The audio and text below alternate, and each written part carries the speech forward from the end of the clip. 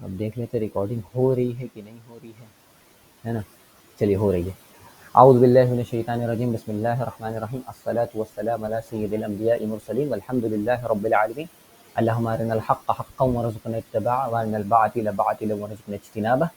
तो कल हम लोग रुक गए थे, अब आगे बढ़ते हैं। तो मैंने ये जो हाईलाइट की ग्रीन कलर से आप पढ़ रहे होंगे कि इंसान और जानवर का हम लोग जो है कि डिस्टिंक्शन कर रहे थे, कैसे जानवर और इंसान आपस में एक दूसरे से मुख्तलिफ है ना? तो भाई इंसान में जो हमने बताया रिलीजन है, मिथ है और सुपरस्टिशंस हैं, टैबू है, ड्रामा है, बहुत सारी चीज़ें थी। एनिमल में ये सारी चीज़ें नहीं थी। अच्छा, हमने एक और बात बताई थी कि इंसान की जितनी भी आबादी है, उसमें हो सकता है पहाड़ ना हो, दीवार ना हो और मकान ना हो, कुछ ना हो, लेकिन इबादत ज़रूर होती रही है और आबिद ज़रूर रहे। ठीक है? राजा नहीं होगा, कोई लॉ नहीं होगा, कोई जो है कि ख़ानदानी निज़ाम कुछ नहीं हो, लेकिन जो है कि इबादत होती है और आबिद ज़रूर है। अच्छा, यहाँ पर एक आप देखें, the first stone sculpture was an idol. Idol का मतलब क्या होता है? जो माबूद जिसको कहते हैं सनम, है ना? बुत जिसको कहते हैं। तो सबसे पहली जो इंसानों ने किसी चीज़ को तराशा, वो उनका बुत है, जिसकी इबादत करी जाती है। अच्छा, यहाँ से एक हमारे लिए सवाल पैदा होता है, हमारे एक मुसलमानों से सवाल किया जाता है कि देखो भाई, जो तौहीद है, ठीक है ना? जो मोनोथिज़्म है, वो इनबिल्ट नहीं है, यानी वो फितरी नहीं है। ठीक है? तौहीद फितरी नहीं है, तौहीद एक्सटर्नल है। फितरी जो चीज़ है वो पैगनिज़्म फितरी है, या फिर किसी और चीज़ की इबादत फितरी है। अगर फितरी है भी, अगर गॉड का तसव्वुर है भी, अगर इनबिल्ट आपकी फितरत में, तो वो जो है कि पैगनिज्म है, या फिर नेचर की परस्ती से, या किसी और चीज़ की परस्ती से। क्योंकि देखो, पहले इंसान जो पत्थर पूजता था, या पहाड़ पूजता था, या जो है कि चांद सूरज पूजता था, या जो है कि मिट्टी पूजता था, किसी भी चीज़ों को पूजता था, तो वो माने खुदा की एक ज़ात को ना पूजता था, वो किसी नेचर की किसी चीज़ को पूजता था। ठीक है? तो अलग-अलग चीज़ों को पूछता था। लेकिन आप जब कहते हैं कि नहीं भाई, हमारा जो है मुख्तलिफ चीज़ है, तो आप फिर उसको प्रूव नहीं कर पाते, क्योंकि बोलते हैं अरे ये आपको दिखा देगा क्या? इंडस वैली सिविलाइजेशन में जो है कि ये इतना एक पत्थर यहाँ पे मिला और जो है कि उसकी पूजा होती थी, या कहीं ये जहाँ पर मेक्सिको के किसी पुरानी सिविलाइजेशन में एक पत्थर मिला, इसकी पूजा होती थी। तो आपको आर्कोलॉजिकल एविडेंस देता है कि देखो ये पत्थर था, इस पत्थर की इबादत होती थी। पत्थर की इबादत यानी तौहीद इज़ नॉट द फितरती चीज़। ठीक है? ये एक असल में इसका मैं रद्द करूँ कि देखें भाई, कि ये जो चीज़ है ना, एक बड़ा एक अजीब सा मामला पेश करता है कि मसला ये है भाई कि देखें, जब आप कहते हैं कि पत्थर की इबादत होती है, तो पत्थर मौजूद है। हम कहते हैं कि पत्थर का वजूद इसलिए है क्योंकि पैगनिज्म खड़ा ही होता है सिंबलिज्म पर।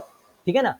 कि पैगनिज्म जो है, किसी भी चीज़, नेचुरलिज्म या कोई भी चीज़ जिसकी इबादत होती है, पहाड़ की, सामान की, आसमान की, ज़मीन की, पत्थर की, बुत की, तो वो एक सिंबलिज्म होता है। पैगनिज्म बेसिकली सिंबलिज्म होता है। इसलिए आप देखते हैं, जो भी पैगन कल्ट है या जो भी पैगन रिलीजन है, उनका सिंबल है, उनका एक इनका ये सिंबल है, इस भगवान का ये सिंबल है, उस भगवान का ये सिंबल है और इस भगवान का ये सिंबल है। तो पैगनिज्म एक्चुअली सिंबलिज्म होता है।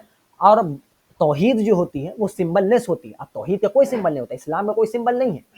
इस्लाम का आपने कोई सिंबल नहीं देखा कि इस्लाम का मतलब ये चांद सितारे, नहीं, इस्लाम का सिंबल नहीं है। भले आप उसको एक रिप्रेजेंटेशन के तौर से ले लें, लेकिन वो इस्लाम का सिंबल नहीं है। वो तौहीद का कोई सिंबल नहीं होता। ठीक है? तौहीद इज सिंबललेस और पैगनिज्म इज फुल ऑफ सिंबल्स। तो पैगनिज्म सिर्फ और सिर्फ सिंबल पर ही तो खड़ा हुआ है। तो जब आपसे कहा जाता है कि देखो, पहला जो बुत है या जो पहली जो पत्थर हमें मिली, ये इबादत दिखाना शो करती है, तो इससे ये तो ज़रूर दिखता है कि हाँ, इस जो है पत्थर की इबादत होती थी, लेकिन इसकी नफ़ी नहीं होती कि एक खुदा की इबादत नहीं होती थी। मतलब कि मैं यहाँ पर हूँ, आप भी यहाँ पर हैं, आपने यहाँ पर लिख दिया कि मान लेते हैं अमान इस कमरे में आए, अमान ने लिख दिया कि अमान वाज़ हियर और मैंने नहीं लिखा। तो अमान का यहाँ पे लिखा होना, अमान वाज़ हियर, ये तो साबित करता है कि अमान यहाँ था, लेकिन मेरे ना होने की नफ़ी नहीं करता। है ना? बात आ रही होगी समझ कि अमान का लिखा होना कि अमान वाज हेयर, अमान के होने की तो जो है दलील है, लेकिन मेरे ना होने की दलील नहीं है। मेरे होने की जो है कि नफी नहीं करता। उसी तरीके से एक पत्थर का मिल जाना या किसी भी बुत का मिल जाना आर्कियोलॉजिकल साइट से, वो पैगनिज्म की तो दलील है, लेकिन तौहीद की मनाफी नहीं है। क्योंकि पैगनिज्म होता ही सिंबलिज्म है, उसकी पूरी स्ट्रक्चर ही सिंबलिस्टिक है, वो सिर्फ सिंबल पर बेस्ड है। और तौहीद सिंबललेस होता है, उसका कोई सिंबल नहीं, क्योंकि वो फितरी है, उसको सिंबल की जरूरत नहीं है, क्योंकि वो इनबिल्ट है। फितरत की आपको माने सिंबल्स की आपको जरूरत तब पड़ेगी जब आप आउटसाइड द फितरत जाओगे। ठीक है? इतना इसमें हम ज्यादा भुकाने की कोशिश नहीं करेंगे आप लोग को, लेकिन अच्छी बात थी, ये वाला सवाल उठता है इसलिए हम बता रहे थे। अच्छा, आगे बढ़ते हैं। This similarity from animal Animals and can also be seen in man's revolt. An animal does not revolt against his animal fate. Only man revolts. The only animal who refused to be, yeah, Albert Camus का quote है, a man is the only animal who refused to be so. ठीक है. तो अच्छा देखिए एक और चीज देखें कि जानवर जो है ना वो अपनी जो है कि तकदीर से बगावत नहीं करता है. जो जानवर है वो अपनी तकदीर का बागी नहीं है कि अरे मैं जानवर बन गया तो उससे बगावत करो, या वो फिर वो जो है कि उसमें डिससेटिस्फैक्शन का कोई मादा रहता है कि हम यहाँ क्यों पैदा हो गए या वहाँ क्यों पैदा नहीं हो, या मुझे ये क्यों नहीं मिल रहा, वो क्यों नहीं मिल रहा. वो अपने एनिमल फेथ को पूरी तरीके से कबूल करता है. इंसान अपने फेट के खिलाफ जाना चाहता है, वो जो बागी बनता है अपने डेस्टिनी का, क्योंकि उसमें फ्री विल होती है. ठीक है ना. उसमें क्या होता है, उसमें फ्री विल का मादा. वो भाई चाहता है कि नहीं हम गरीब हैं तो अमीर बनना चाहेगा, अमीर है तो कुछ और बनना चाहेगा. वो अपनी फेट को कबूल नहीं करता, जैसा का जैसा मैं पैदा हो गया वैसा ही रहूं. वो उससे बागी होना चाहता है. इसीलिए हम कहते हैं कि आप रीजन को एक दलील नहीं बना सकते, क्योंकि रीजन का होना जो है कि इस चीज की एक नफी कर देता है. देखिए यहाँ पर जिससे मैंने कल बताया था आइडियोलॉजी ऑफ द फ्यूचर में एक बड़ी अच्छी बात थी, ये वाली चीज जो हम कल बताना चाह रहे थे, मैंने आज इसको ढूंढ लिया. देखिए, we must equally rule out the idea that our higher activities have their source in reason, or that reason works a miracle with the instinctive desires and transforms them into desires of the higher order.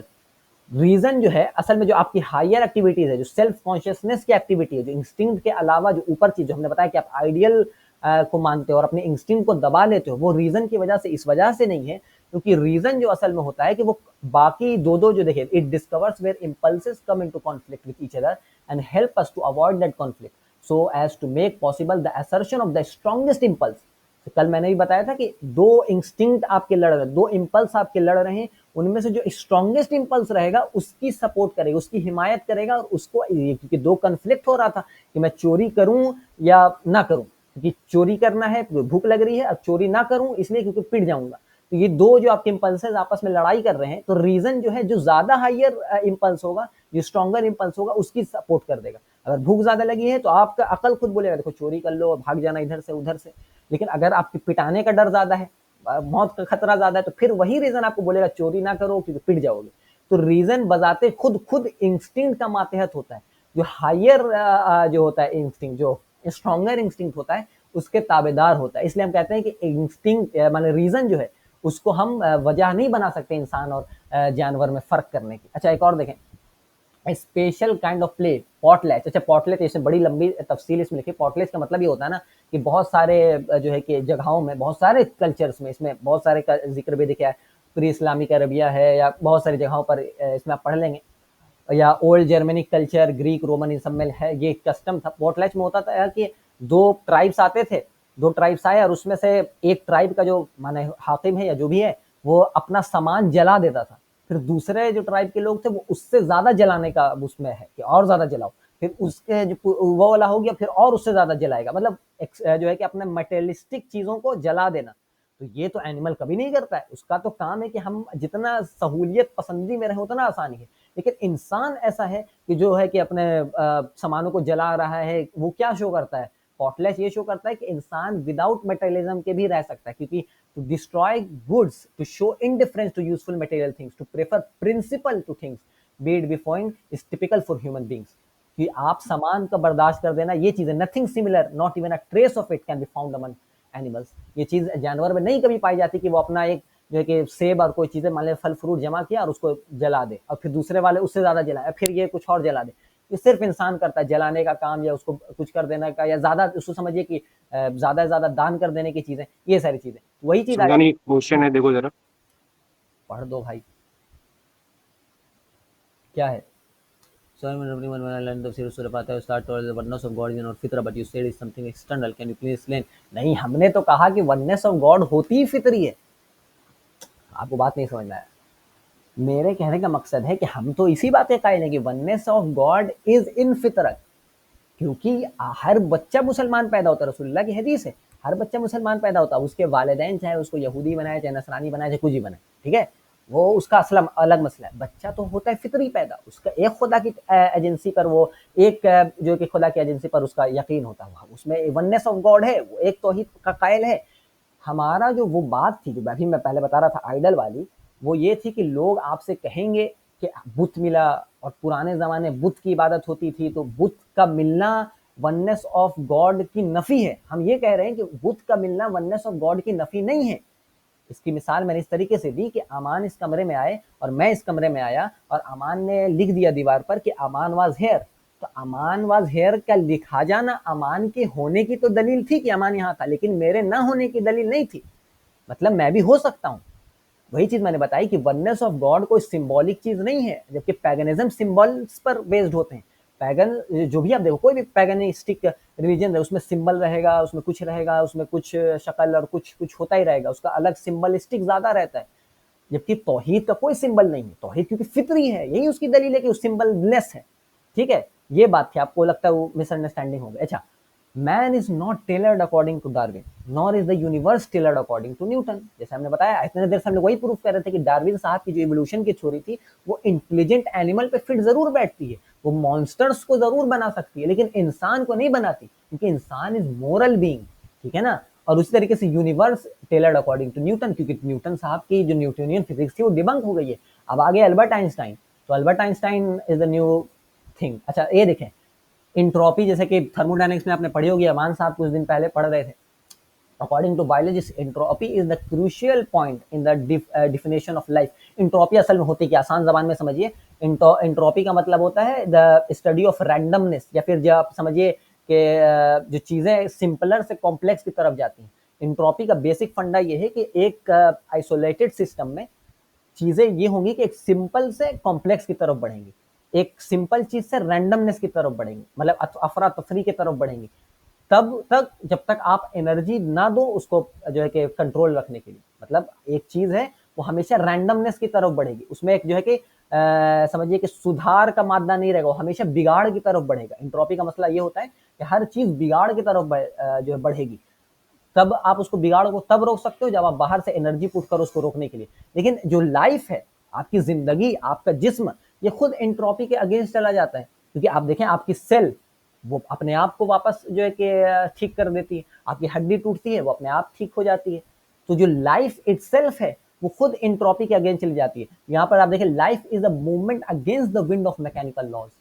Life जो है वो mechanical law, जो entropy एकदम मतलब बेहतरीन चीज है, उसको माना जाता है, वो लाइफ इसी के अगेंस्ट चला जाता है कि एंट्रोपी को। अब बहुत सारे लोग उसको प्रूफ करने के लिए चले भी जाएंगे कि ठीक है एंट्रोपी, लाइफ भी एंट्रोपी से प्रूव हो जाए, लेकिन तब भी एक आप देखते हैं कि रद्द है, एक एंटी एंट्रोपीनेस आपकी लाइफ में नजर आता है। बॉडी में चलो आप दिखा दो कि एंट्रोपी है, क्योंकि ये सारी चीजें, लाइफ फिर भी जो कि आपका रूह है वो अभी भी एंट्रोपी के अगेंस्ट चला जाता है। अब इसमें क्या है, अब अलियाजुद्दीन, जिसमें मैंने इसलिए हाईलाइट नहीं किया और इसी वजह से हम इसके ऊपर से गुजर रहे हैं, आप पढ़ेंगे इसमें, आप ये पढ़ेंगे कि अलियाजुद्दीन बहुत सारे जो है कि साइंटिफिक स्टडीज को कोट कर रहे हैं कि भाई व्हाट इज लाइफ, और बहुत सारे जो है कि साइंटिस्ट लोग को कोट कर रहे हैं कि मसला क्या है और ये सारी चीजें। तो आप अपने से पढ़ लेंगे, तो कोई मसला ऐसा कोई खास है नहीं, तो उसमें आप पढ़ोगे क्या है क्या नहीं है। ठीक है ना।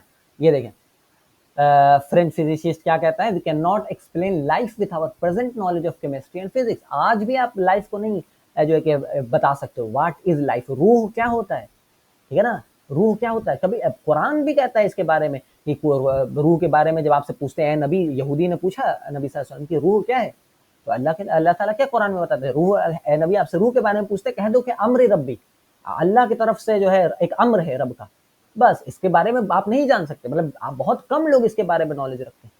ठीक है ना, रूह के बारे में आप नहीं जान सकते क्योंकि अम्र रब है, इतना जानते हैं बस। तो आप लाइफ के बारे में आज की जो फिजिक्स है या केमिस्ट्री है या कोई भी साइंटिफिक रैशनल साइंस या प्रैक्टिकल साइंस रहे उसको नहीं जान सकता। उसमें बहुत सारी इसको कोटेशन कर रहा है अलियाजुद्दीन कि आप एक जो है कि समझिए एक एथिज्म के अगेंस्ट दलाइल जमा कर रहे हैं। यहाँ पे बहुत सारी चीज देखे गए, the method that are used by organs in their own construction are strange to human mind, और ये सारे आप इसको पढ़ लीजिएगा, आप इसको उसको कुछ समझाने की जरूरत नहीं है, आप अपने से पढ़ सकते हैं। देखिए, life is a miracle rather than a phenomenon. Look for instance and human आई। आप एक इंसानी आंख को देखो, इंसानी आंख के बारे में आप तफसील से यहाँ पे लिख रहे हैं कि क्या होता है। कोई बायोलॉजी का स्टूडेंट होगा उसको और अच्छे समझ में आएगा, हम नहीं हैं तो, और जो पढ़ता है थोड़ा सा मतलब आपको समझ में आ जाएगा क्या नहीं है क्या नहीं है। देखो वो सारी चीजें, ठीक है, तो आप इसको पढ़ सकते हैं। देखिए यहाँ पे एक अच्छी चीज यहाँ पे लिखिए, फैक्ट ऑफ द डे के तरीके से उसको आप ले सकते हैं कि the human tear is more effective than a pharmaceutical product and is supposed to destroy more than 100 kinds of bacteria. The ability to retain even when diluted up to 600 times. यानी जो आपके आंख से आंसू गिर रही है वो 100 से ज़्यादा किस्म के बैक्टीरिया को मार देती है। मतलब आप कितना भी प्रोडक्ट अपने आँख में उसको गिराने के लिए इस्तेमाल करो, उससे ज़्यादा आपका आँख का आँसू ऑलरेडी बैक्टीरियासाइड है। तो कितनी बड़ी मतलब ज़ाहिर है खुदा के होने का दलील है। अल्लाह ताला कुरान में कहता है कि आप माने हम तुमको तुम्हारे नफ्स में जो है कि दिखलाएँगे। हम तुमको तुम्हारे नफ्स में दिखलाएँगे अपने होने का जो कि हम हैं, गॉड एग्जिस्ट। आप अपने खुद में जान जाओ। इसी तरह देखें अलिया इज़्ज़त बेगम यहाँ पर जो फूड के डाइजेशन को उसमें जो है कि इसमें डाल रहा है कि कैसे फूड डाइजेस्ट कर रहा है, कैसे खुदा का होने की दलील इसमें जो है कि हो रही है। तो आप उस तरह से इसको समझें। इसको पढ़ सकते हैं, कोई इसमें समझाने वाली बात नहीं थी। इसमें कुछ-कुछ चीज़ें मैंने हाइलाइट की है कि अच्छा लगे भाई। The rattle snake has a extraordinary ability to feel infrared rays, तो एक अच्छा हो गया। मतलब इसमें कुछ है नहीं समझाने का, ये समझो कि गॉड के होने की दलील यहाँ पे कोट की गई है, ठीक है? उसी तरीके से कई सारी चीज़ और वही सारी चीज़ है, मतलब इसमें कोई ख़ास है नहीं, बस साइंटिफिक रिसर्चेज़ को कोट किया गया। जैसे देखें एक और अच्छी चीज़ यहाँ पे आ गई, जो समझने वाली थी। It is a known fact that from a biological point of view, the relation between newborn mails and females is equal. आप ये चीज़ ध्यान में रखेंगे कि भाई फीमेल जो है कि फोटिसाइड होती थी, औरतों को ज़बह कर दिया जाता था, मार दिया जाता था, बच्चे पैदा होते थे और ख़वातीन जो है पैदा होती थी तो मार देते थे और ये सारे होते। तब भी आप देखते नहीं है कि भाई ऐसा कोई रेशियो इतना ज़्यादा बढ़ गया हो कि मर्द खूब बढ़ गए और औरत बहुत घट गई, ऐसा कभी नहीं हुआ। अगर बच्चे को आप माने औरतों को कत्ल किया जा रहा था और हमेशा से किया जा रहा था, तब तो भाई एक वक्त आता कि औरतें एकदम कम हो जाती और मर्द बहुत बहुत बहुत बढ़ जाते। लेकिन हम देखते हैं माशरे में जो है कि अभी भी रेशियो उतना ज़्यादा गैप नहीं बनाता, अभी भी रेशियो थोड़ा ही सा रहता है, अप डाउन रहता है। अब तो देख रहे हैं भाई खवातीन का ही रेशियो बढ़ रहा है, ठीक है ना? तो ये सारी चीज़ें, if there are less female in a society there will be more females born, but if we have less males their number will increase successively. तो आप देखते हैं अल्लाह ताला कैसे बच्चे पैदा करता है। मतलब कि अगर माशरे में कम खवातीन है तो फिर खवातीन ही बार बार पैदा होंगी, और माशरे में अगर कम मर्द हैं तो फिर बार बार मर्द ही पैदा होंगे। अब जाहिर है खुदा ही तो है, इतनी बेहतरीन निज़ाम कौन चला रहा है? अब खुदा का कोई मुनकिर हो तो इसको क्या कहते हैं, इस फिनोमेना को कहते हैं द फिनोमेनन ऑफ वॉरियर्स। असल में होता ये था कि वॉर के टाइम पे बहुत ज्यादा मर्द मर जाते थे। During after the wars many men are killed, but very soon after a war the number of men born always increases until the balance is reestablished. होता यह था कि वॉरियर होता था मर्द, क्योंकि वॉर में जाते ज्यादा मर जाते थे तो फिर मर्द ही पैदा होते थे, और औरतें कहीं पे ज्यादा मतलब कत्ल हो रही है तो फिर औरतें ही पैदा हो रही है। अब जाहिर है खुदा के होने की एक दलील नहीं है तो क्या अब इंसान इसका मुनकिर कैसे हो? अब इसकी किस तरीके से इसको फिनोमिनन ऑफ वॉरियर को जो है कि आप बता सकोगे, है ना? फिनोमिनन ऑफ वॉरियर को किस तरीके से समझा सकोगे अगर इस तरह से नहीं आप अगर खुदा को हटा दे हम इससे अपने इस पिक्चर से। अच्छा, इमाम गजाली रहमतुल्लाह अलैह यही चीज कहते हैं, let us conclude therefore with the words of the great Islamic philosopher Mohammad Al Ghazali that all miracles are natural and all nature is miraculous. ये बहुत अच्छी चीज है। हर नेचर, हर मौजज़ा जो होता है वो नेचुरल ही होता है। हम लोग क्या समझते हैं कि हर मौजज़ा जो है वो नेचर के अगेंस्ट कोई चीज जारी हो, है ना? कि भाई आग जो है वो ठंडी हो गई तो वो नेचर के अगेंस्ट जा रही है। इमाम गजाली कहते हैं हर मौजज़ा खुद नेचुरल है, क्योंकि खुदा नेचर को डिफाइन करता है ना? नेचर आग ठंडी रहेगी या गर्म रहेगी ये खुदा डिसाइड करता है, तो वो नेचुरल है। जब अल्लाह ताला कह दे कि आग ठंडा हो तो फिर यही नेचुरल हो जाएगा। मतलब हर मौजज़ा बजाते खुद नेचुरल है और हर नेचुरल चीज मौजज़ा है, ठीक है ना? तो इसलिए हम इतने आदी हो गए हैं मौजज़ात के कि हमको अब मौजज़ा पता ही नहीं चलता है। अब देखें आसमान को अल्लाह ताला बार-बार आपको मुखातिब कर रहा होता है, देखो आसमान को हमने कैसे बनाया है, देखो ज़मीन को हमने कैसे बिछाया है, देखो पहाड़ को हमने कैसे जो है कि गाड़ दिया है कि वो ज़मीन को हिलने नहीं देती। ये सब मौजज़ात है, लेकिन हम लोग उसको इतना रेगुलर देख रहे हैं तो वो मौजज़ा अब लग नहीं रहा है। वही इमाम गज़ाली कहते हैं कि हर मौजज़ा नेचुरल है और हर नेचर की चीज़ मौजज़ा है। क्योंकि भाई ज़ाहिर है पानी का वजूद ही तो एक मौजज़ा है ना। मेरा वजूद, मेरा बोलना, मेरी अब जो कि बोली को आप तक चले जाना, आप कितने दूर मेरे से बैठे हुए हो और मैं कहाँ बैठा हुआ हूँ, है ना? मैं अपने कमरे में और आप लोग अपने-अपने कमरे में, तो मेरी आवाज़ आप तक चली जाना और ये स्क्रीन शेयर होना, ये मौजज़ा नहीं है तो क्या है? आप 2000 साल पीछे चले जाओ और एक आदमी को बताओ कि ऐसा-ऐसा होगा, एक आदमी बिहार से बैठ करके और अलीगढ़ की बातों को बताए, बोलेगा तो पागल है, झूठ बोल रहा है या फिर कुछ ऐसा तरीके से आपको बोलेगा। आज आप क्योंकि इतना आदी हो गए हैं तो आपके मौजज़ा लग नहीं रहा है। इमाम गज़ाली ये चीज़ कहते हैं हर नेचुरल चीज़, एक पानी का बरसना भी मौजज़ा है। Every miracle is natural and every natural thing is miraculous. हर मौजज़ा नेचुरल ही होता है और हर नेचर की चीज़ मौजज़ा होती है। बड़ी गहरी चीज़ थी। अच्छा, अब वही आगे का फिर वही चीज़ें शुरू हो जाती हैं कि देखिए आप एग्ज़ाम्पल को देखो, मॉलिक्यूल ऑफ एल्ब्यूमिन क्या है कि किस तरीके से आप इसको पढ़ेंगे, बस इसमें कुछ है नहीं। आप अपने से पढ़ लेंगे, ये मतलब दलील है खुदा के होने की, ठीक है। तो कुछ समझाने वाली चीज नहीं है कि आप एक लाइफ अगर बनाना चाहे आदमी तो कितना भी करना रहे तब भी देखो, if the whole universe were full of chemical substances which were permanently combining with each other, then 10 billion years since the creation of universe would not have been enough to produce any type of protein. मैं समझिए कितनी बड़ी बात है, यह scientist लोग कह रहे हैं, यह बस कोट कर रहे हैं साइंटिस्ट को, मुख्तलिफ साइंटिस्ट को, कि अगर पूरा universe full of chemical substance रहता और लगातार मिल रहा है तब 10 बिलियन ईयर से भी ज्यादा हो जाता, तब एक प्रोटीन नहीं बनता। और आप देखें कि अंडे में प्रोटीन, गाय के दूध में प्रोटीन आपकी जीन प्रोटीन बना रही होती है। तो जाहिर खुदा के ये दलील समझिए कि खुदा के होने की दलाइल दिए जा रहे हैं इस चैप्टर में, है ना। इसमें इवोल्यूशन का रद्द हो रहा है, कोटेशंस करके साइंटिफिक रिसर्चेस को कोट कर करके एथिज्म का रद्द हो रहा है बेसिकली, ठीक है। ये समझने वाली चीज है। उसी तरीके से देखें और बहुत सारे कोटेशन क्या है भाई, they defined that the hypothesis that life was not created on earth but was imported with the help of cosmic dust clouds from the depth of the cosmos. ये भाई रॉयल सोसाइटी ऑफ एस्ट्रोनॉमी के 2 British scientist ने कहा, ये एक hypothesis पेश की कि लाइफ इस दुनिया में नहीं बनाई गई जबकि वो कहीं और से आई है, डेप्थ ऑफ द कॉस्मोस से इंपोर्ट करके आई है। क्योंकि रिलीजन का तस्वुर यही है कि दुनिया में आप इस दुनिया में नहीं, मतलब आप जन्नत में बनाए गए हो और जन्नत से फिर यहाँ आए हो।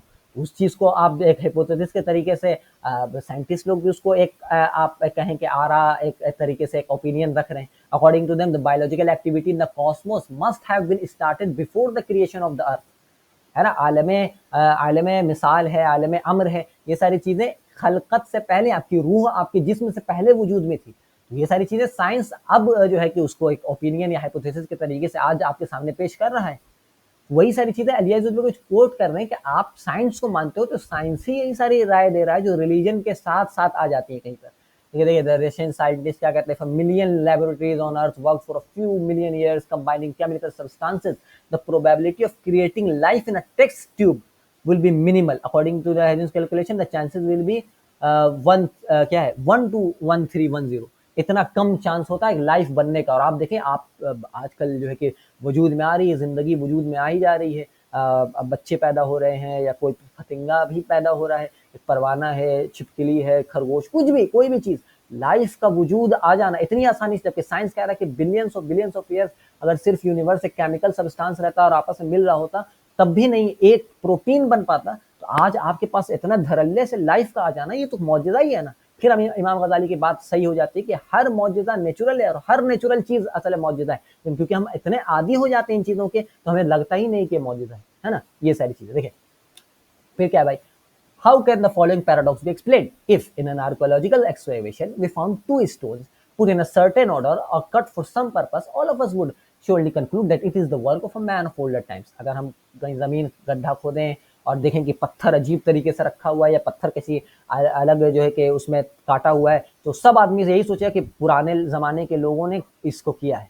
लेकिन उसी पत्थर के बगल में अगर ह्यूमन स्कल फाइंड किया जाए, एक मेरी खोपड़ी हो या किसी और की खोपड़ी हो, तो फिर उसको आप बोल दो कि ले अपने से पैदा हो गया। तो यही एथिस्ट, यही चीज एथिज्म का रद्द हो जाता है ना। एथिस्ट कहता है कि भाई लैपटॉप किसने बनाया, तो इंसान ने बनाया। अब मुझे किसने बनाया, तो खुद से बन गया। कितनी मतलब बेवकूफी की हद पार की हुई। इसको आप देखेंगे मौलाना मौदूदी अपनी किताब में एक बड़ी अच्छी, उनकी किताब का नाम क्या है, इस्लामी रिसालत दीनियात में भी है, उसमें भी है, और इस्लामी तसव्वुर इस्लामी निज़ाम ज़िंदगी और उसकी बुनियादी तसव्वुरात, ये किताब का नाम है। उसमें बड़ा अच्छे तरीके से एग्जाम्पल एक तरह से देते हैं ना कि अगर कोई एथिस्ट है उसको आप कहो कि भाई एक कारखाना है और कारखाना जो है अपने से चलता है, उसमें कोई माल देता भी नहीं है, वो अपने से रन करता है, अपने सामान बिकता है, फिर अपने से सारी चीजें हो रही होती हैं, तो वो आपको बोलेगा तुम पागल हो गए, है ना। आपको बोलेगा अरे पागल है कोई, मतलब विदाउट एक्सटर्नल एजेंसी के एक मशीन भी अपने से नहीं चल पा रही है, तो उसको बोलो कि मेरा एक आप मशीन का, माने आप एक कारखाने का वजूद विदाउट एक्सटर्नल एजेंसी का नहीं मानते हो, तो पूरे निजाम कायनात का जो है कि चल रहा है, पूरा कायनात का निजाम चल रहा है विदाउट एक्सटर्नल एजेंसी, तो हम ज्यादा बड़े पागल कि तुम ज्यादा बड़े पागल, है ना। तो ये सारी चीजें, उसकी बहुत सारी दलील थे, आप पढ़ लेंगे तो और आपका ईमान जो है कि ज्यादा ताजा होगा। अच्छा, अब ये एक अच्छी चीज आ गई, modern man narrow mindness is best shown in his belief that there is no riddle before him. ये बहुत घटिया काम हुआ है मॉडर्न मैन के साथ, ठीक है ना। इसको हम और एक और किताब में आपको कोट करेंगे अभी थोड़ी देर में। His wisdom is the sum of his knowledge and his ignorance of which he is not aware, he accepts it as knowledge. Modern man जो है, आज का जो इंसान है, जदीद इंसान, उसका दिक्कत ये है कि वो अब अपनी नाअहली को, मतलब अपनी इग्नोरेंस को, अपने लाइल्मी को, अपने जहालत को भी इल्म समझ रहा है। ठीक है, मतलब पहले के लोग अपनी जहालत को जहालत मानते थे कि मुझे ये नहीं पता, मुझे ये नहीं पता, मुझे ये नहीं पता, मुझे नहीं ये पता, ये नहीं पता, ये नहीं पता, इसको कहते हैं ना, ये नहीं पता आपको।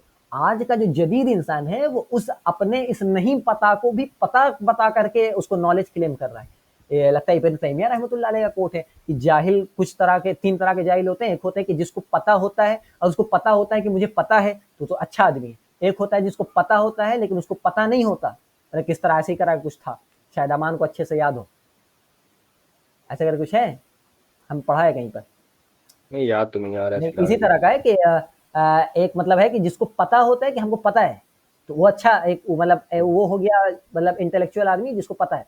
एक आदमी होता है जिसको पता है लेकिन उसको नहीं पता है कि हमको पता है, तो वो हो जाता है कि मतलब जो ह्यूमिलिटी शो कर रहा है कुछ भी। एक होता है जिसको नहीं पता है और वो कहता है हमको पता है, ये होता है सबसे बड़ा जाहिल। उसको पता भी नहीं है और वो उसको लगता है कि हमको पता है। ठीक है ना, ये चीज है। तो मतलब मॉडर्न मैन, आज के जदीद इंसान है, वो अपनी जो उसको नहीं जो पता है, वो अपनी जहालत को भी अपना इल्म के दायरे में डाल करके अपने आप को नॉलेजेबल क्लेम किए हुए। ये घटिया काम है। इससे ये होता है ना कि जब आप अपनी जहालत का एतराफ नहीं करोगे तो आप सीखोगे भी नहीं। जब मुझे पता है, जब मुझे मान लीजिए मुझे मैथ नहीं आता, मुझे कैलकुलस नहीं आता, ठीक है, अगर हम इसको एक्नॉलेज ही नहीं करेंगे कि भाई हमको कैलकुलस नहीं आता, हमने एक्नॉलेज किया कि ठीक है मुझे कैलकुलस नहीं आता, तब तो हम सीखेंगे। लेकिन हम जब हमको पता नहीं है और फिर भी हम कहें कि नहीं हमको आता है और कुछ भी करके आप उस चीज को ही फारिग कर दो, फिर आप सीखोगे ही नहीं। यही चीज अलिया यहाँ पे लिख रहे हैं कि आज का जो जदीद इंसान है ना, वो एकदम घटिया काम ही कर रहा है कि वो भाई जो है कि अपने चीजों को, अपनी नाइल्मी को, अपनी जहालत को जहालत मान ही नहीं रहा है। वो उससे बालातर हो जा रहा है, वो उसको जो है कि मटिया दे रहा है, उसको साइडलाइन कर दे रहा है। देखिए, the problem does not lie in the empty answer, it lies in the fact that our disponent thinks that he give an answer at all. He eliminates questioning which is the first condition for exploring the truth. आप question ही को outside कर दोगे जब आप बोलोगे कि मुझे पता है। जब इंसान को पता ही है तो फिर वो क्यों क्वेश्चन करे? क्वेश्चनिंग का मामला ही तब होता है जब नहीं पता। जब मुझे नहीं पता था मैं पूछता हूँ, लेकिन जब आपको पहले से पता है तो फिर आप पूछेंगे क्यों? मॉडर्न मैन को नहीं पता है लेकिन वो तब भी उसको आउट कर देता है, वो तब भी कहता है कि हमको पता है। ये सबसे बड़ी जहालत है। ठीक है ना। देखें, रेने गोएनोन फ्रेंच है, फ्रेंच मतलब थिंकर थे बहुत जबरदस्त। इनको आरिफ बिल्ला भी मिला सूफी ट्रेडिशन में। तो अपनी किताब crisis of the modern world में बहुत अच्छी चीज लिखते हैं, इसी से मैंने इसमें निकाला। देखें, modern man instead of attempting to raise himself to truth seeks to drag truth down to his own level.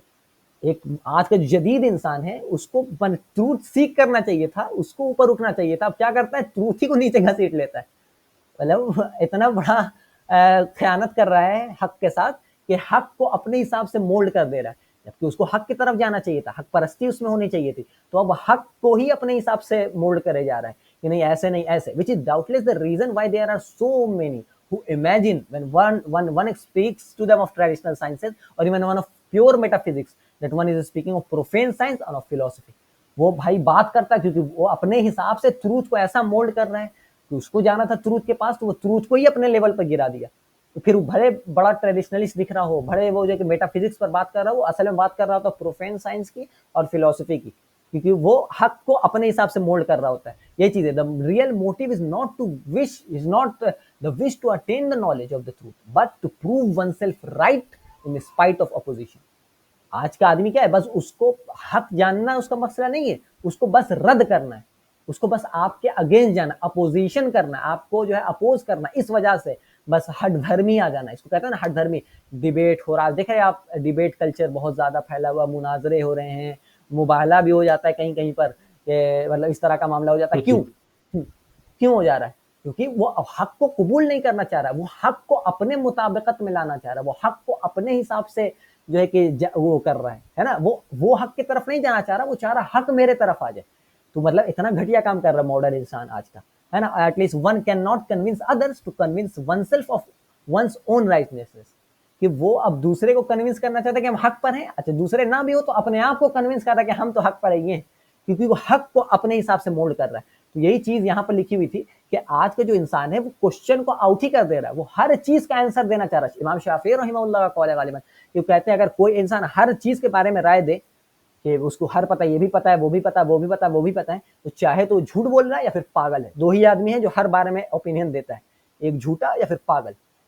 उसको हर ही चीज के बारे में पता है। मतलब इंसान है, उसका एक दायरा रहेगा जिसके बारे में उसको नहीं पता होगा। हम मान लीजिए इंजीनियरिंग कर रहे हैं, तो हमको केमिकल कंपाउंड्स के बारे में उतना अच्छे से नहीं पता होगा जितना अमान भाई को पता हो। उनको जो पता होगा हो सकता है हमको नहीं पता होगा। तो एक इंसान का हर चीज के बारे में एक लाइल्मी का होना बेसिक चीज है। उसकी जहालत का होना ही तो उसको इंसान बनाती है कि वो हर चीज को नहीं जानता है। तो फिर आलिमुल गायब बन जाए। अब बोले कि हमको तो सब दिख रहा है, तो फिर घटिया काम है ना। उसको उसमें जहालत है, इसी जहालत की बिना पर वो गुनाह करता है। उसमें जहालत ही ना रहे फिर गुनाह भी ना करेगा। उसमें जहालत है इसलिए वो गुनाह करता है ना। तो अगर आप उसकी जहालत को ही आउट कर दो कि नहीं उसमें जहालत ही नहीं, हम कहें हमको हर चीज पता है, तो फिर चाहे तो हम झूठे हैं या पागल हो गए, इमाम शाफी के बकौल। ठीक है ना। तो बात ये थी कि आज का मॉडर्न मैन जो है वो क्वेश्चन ही नहीं करना चाहता है। क्वेश्चन इस वजह से नहीं कर रहा है क्योंकि वो अपनी जहालत को, अपनी ला इल्मी को कबूल ही नहीं कर रहा है। यही चीज the crisis of the modern world में हमने पढ़ी कि वो हक को तरफ नहीं जाना चाह रहा, वो हक को अपने तरफ घसीट ले रहा है, वो हक को अपने लेवल पर ले आ रहा है, वो हक को अपने हिसाब से मोल्ड कर रहा है। ये घटिया काम कर रहा है। और वही चीज आज की दिक्कत में ये है ना, the appearance of the general theory of relativity जो एल्बर्ट आइंस्टाइन की है is due to the fact that Einstein saw a problem where everything seemed clear and defined. Newton को जब आप पढ़ेंगे तो उसकी भाई आइडिया, न्यूटन की सारी फिजिक्स एकदम बड़ी अच्छी लगती है, उसमें कोई आपको लूप होल तो दिखता नहीं है ना। न्यूटन की फिजिक्स में कोई लूप होल नहीं दिखता है असल में। लेकिन आइंस्टाइन को दिख गया, क्यों? क्योंकि उसको लगा कि नहीं इसमें और गैप है, इसमें अभी भी और चीजें इम्प्रोवाइजेशन की जरूरत है, ये कुल्ली तरीके से हक नहीं है। तब आइंस्टाइन ने उस पर काम किया और आइडिया ऑफ जो है कि थ्योरी ऑफ रिलेटिविटी दी। लेकिन अगर हम भी उसी को उसी तरह से नहीं पता चल गया, हो गया, फिर तो आप बढ़ते ही नहीं, फिर आप न्यूटोनियन फिजिक्स में ही रहते हैं। अच्छा, न्यूटन साहब ने भी पुराने वाली चीजों का जो उसको रद्द किया होगा, उसके बारे में क्वेश्चन अराइज किए होंगे, उसके बारे में कुछ सवाल पूछ करना शुरू किया होगा, तब आकर के ये चीजें हुई हैं। तो आज का मॉडर्न वर्ल्ड तो सवाल ही नहीं करना चाहता है। मॉडर्न इंसान जो जदीद इंसान है वो सवाल ही नहीं करता, वो सवाल को ही खत्म कर देता है। वो कहता है सवाल करो ही नहीं, वो बस अपने इग्नोरेंस को भी नॉलेज क्लेम कर रहा है। ये बड़ी घटिया चीज हो गई आज के मॉडर्न मैन को, कि बस वो अपने भरम में है कि मैं आलिम हूं, मैं अल्लामा हूं, मैं सब चीज हूं।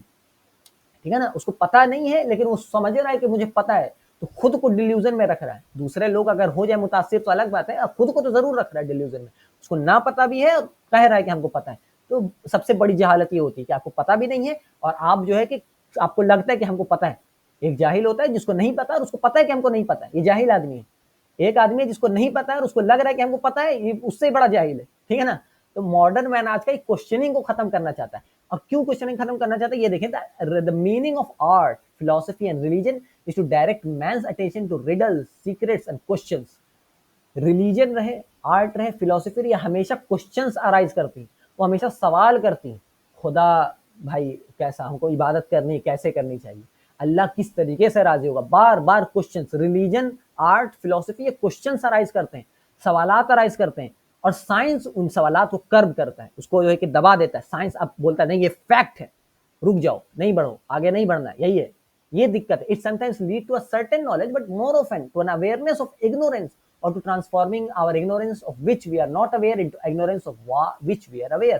ये कहते हैं ना इसमें, इमाम शाफी का ये गालिबन, ये किसका नहीं पता हमको कॉल, वो कहते हैं ना कि एक इंसान जो एक जाहिल आदमी होता है वो शुरू में इल्म हासिल करता है तो उसको लगता है हमको तो सब पता है ना, हमको इमाम शाफी से भी ज्यादा पता है, हमको इमाम अबू हनीफा से भी ज्यादा पता है, हमको इमाम मालिक से भी ज्यादा पता है, हम ही तो अल्लामा हैं। मतलब हम मला रसूलुल्लाह के बाद किसी को सबसे ज्यादा इल्म हासिल हुआ तो हम ही को हुआ। इस तरह का उसका रहता है इग्नोरेंस। तो उसको लगता है हम तो सबसे बड़ा टॉप जी आदमी। धीरे धीरे और इल्म हासिल करता है तो उसको पता चलता है नहीं इतना भी नहीं पता है, लेकिन पता है, चलो ठीक है, कम पता है। और इल्म हासिल करता है तो फिर उसको पता चलता है कि हमको कुछ नहीं पता है। और ये सबसे अक्लमंद आदमी होता है। जो मैंने कुछ दिन पहले एक आपने स्टोरी पे भी कोट किया था, दोस्तोयेव्स्की साहब कहते हैं कि एक इंसान, एक अक्लमंद इंसान वही होता है जो हर महीने कम से कम खुद को फुलिश माने और सही दिल से माने कि जाहिल हूं मैं। ठीक है ना। तो आपकी जहालत का इकरार करना आपकी अक्लमंदी शो करती है, आपको जाहिल नहीं शो करती। जाहिल आदमी अपनी जहालत का इकरार नहीं करता है, अक्लमंद आदमी अपनी जहालत का इकरार करता है कि मुझे नहीं पता है। ठीक है ना। तो कभी शर्म नहीं आनी चाहिए कि भाई हमको नहीं पता है तो हम अब कैसे बोले कि हमको नहीं पता है। नहीं पता है, आपको पता है कि आपको नहीं पता है, ये आपकी अक्लमंदी है, ये आपका नॉलेज है कि आपको नहीं पता है। इस बात को आपको पता है कि आपको नहीं पता है। बड़ा अजीब पता कर रहा होगा, लेकिन समझ में आ रहा है आप लोग को। आपका नहीं पता होना आपको पता है, या आपकी अकलमंदी है? आपका इसी नहीं इसको एक अच्छे एग्जाम्पल से हम इस तरीके से समझाते हैं, जैसे इमाम मालिक की कहानी है कि इमाम मालिक के पास दूर से, कहीं दूर दराज से एक हाँ, आदमी आया, अपने गांव रफ्तों से से आता बहुत है। सवालात उठा के, 40 हुँ, सवाल थे। हुँ, वो 40 सवाल लेके आया इमाम मालिक के पास, और इमाम मालिक से सवाल पूछा। इमाम मालिक ने उसमें से कुछ 8-9 सवालों का जवाब दिया। हुँ, ऐसे नंबर तो नहीं याद है, लेकिन 8-9 सवाल को जवाब दिया। बाकी पे कहा ला अदरी, मुझे हाँ, नहीं पता है। हर एक सवाल पे पूछते जा रहा था, ला अदरी, मुझे नहीं ला पता, मुझे आलिम, नहीं ला पता। आलिम। तब हाँ, आई डोंट नो, ला अदरी। हाँ, ला तो फिर आलिम। उसके बाद, नहीं यार, ला अदरी बोला ला था। अदरी मतलब तो मुझे पढ़ने नहीं आता। नहीं नहीं, उसमें अ, ला दोबारा देखना, अदरी वो कॉल में, अच्छा, कॉल में ला अदरी ही आ रहा है। अच्छा हो सकता है, हो सकता है। हाँ, मतलब 2 खैर, अलग-अलग नरेशन हो सकते हो सकता है, सही हैं। बात हाँ, है, दो हाँ। अलग रिवायत है। वही मतलब तो बतला ये है कि हाँ, हाँ, हाँ। तो मामला क्या हुआ कि उसने ये बोला हुँ, कि मुझे नहीं पता है। हुँ, इमाम मालिक ने बोला कि हमको नहीं पता है। अब हुँ, वो आदमी जो पूछने आया था, जो हुँ, सवाल करने आया हुँ, था, वो हुँ, मतलब गुस्सा आ गया कि हुँ, इतनी दूर से हम लेकर आए हैं, हुँ, और इमाम मालिक पूरा सवाल भी हमको नहीं बताया हुँ, इसका, और हुँ। इतने बड़े आलिम हैं, हाँ, इनको ये नहीं आ रहा है। हाँ, इसका तो मैं भी थोड़ा बहुत हुँ, सोचे कुछ जवाब दे सकता हूँ हाँ, ना। हाँ, तो इमाम मालिक से कहा कि आप इतना नहीं आता है ये वो, तो हाँ, कहें कि हाँ नहीं आता है। और हुँ, जाके उस पहाड़ पे जाके तुम चिल्ला दो कि मुझको नहीं आता है, कि बोल दो जाके कि इमाम मालिक को ये सवालों के जवाब नहीं आते, या इमाम मालिक को इल्म नहीं है, हुँ। जाके बोल दो। सही बात है। तो ये कहने इमाम का मालिक मतलब। यही तो, इमाम मालिक का ना जानना ही उनके इल्म की दलील है। इब्न अब्बास हम्म। रज़ी अल्लाह उनका कौल है ना, इमाम इब्न अब्बास रज़ी अल्लाह उनका कि भाई उलमा की 3 ढाल है। अगर वो किसी को भी छोड़ देगा तो नुकसान झेलेगा। एक उसका ढाल है कुरान, दूसरा है सुन्नत और तीसरा ला इल्म, आई डोंट नो। ये उसकी ढाल है आलिम की, कि उसको नहीं पता है, और ये बात उसको पता है कि उसको नहीं पता, ये उसकी ढाल है। आज की डेट में हर कोई फतवा दे रहा होता है। अरे इसका मतलब क्या है फतवा, इसका मतलब क्या है फतवा, जबकि उलमा और सहाबा डरते थे फतवा देने से। इमाम अब मालिकी की बात की हमने, इमाम मालिक रहमतुल्लाह अलैह फतवा देने से पहले जब उनसे पूछा था फतवा दो, तो हाथ पैर थरथराता था, पसीना गिरना शुरू हो जाता था। ये फतवा देना अल्लाह के, आप हलाल और हराम के हिसाब से फतवा दे रहे होते। तो आप अगर अल्लाह ने किसी को हराम किया और आप उसको हलाल कर दे रहे हो, तो आप अल्लाह के डायरेक्ट बागी बन रहे हैं। या फिर अल्लाह ने किसी को हलाल किया, आप उसको हराम कर रहे हो, तो आप अल्लाह के डायरेक्ट बागी बन रहे हैं।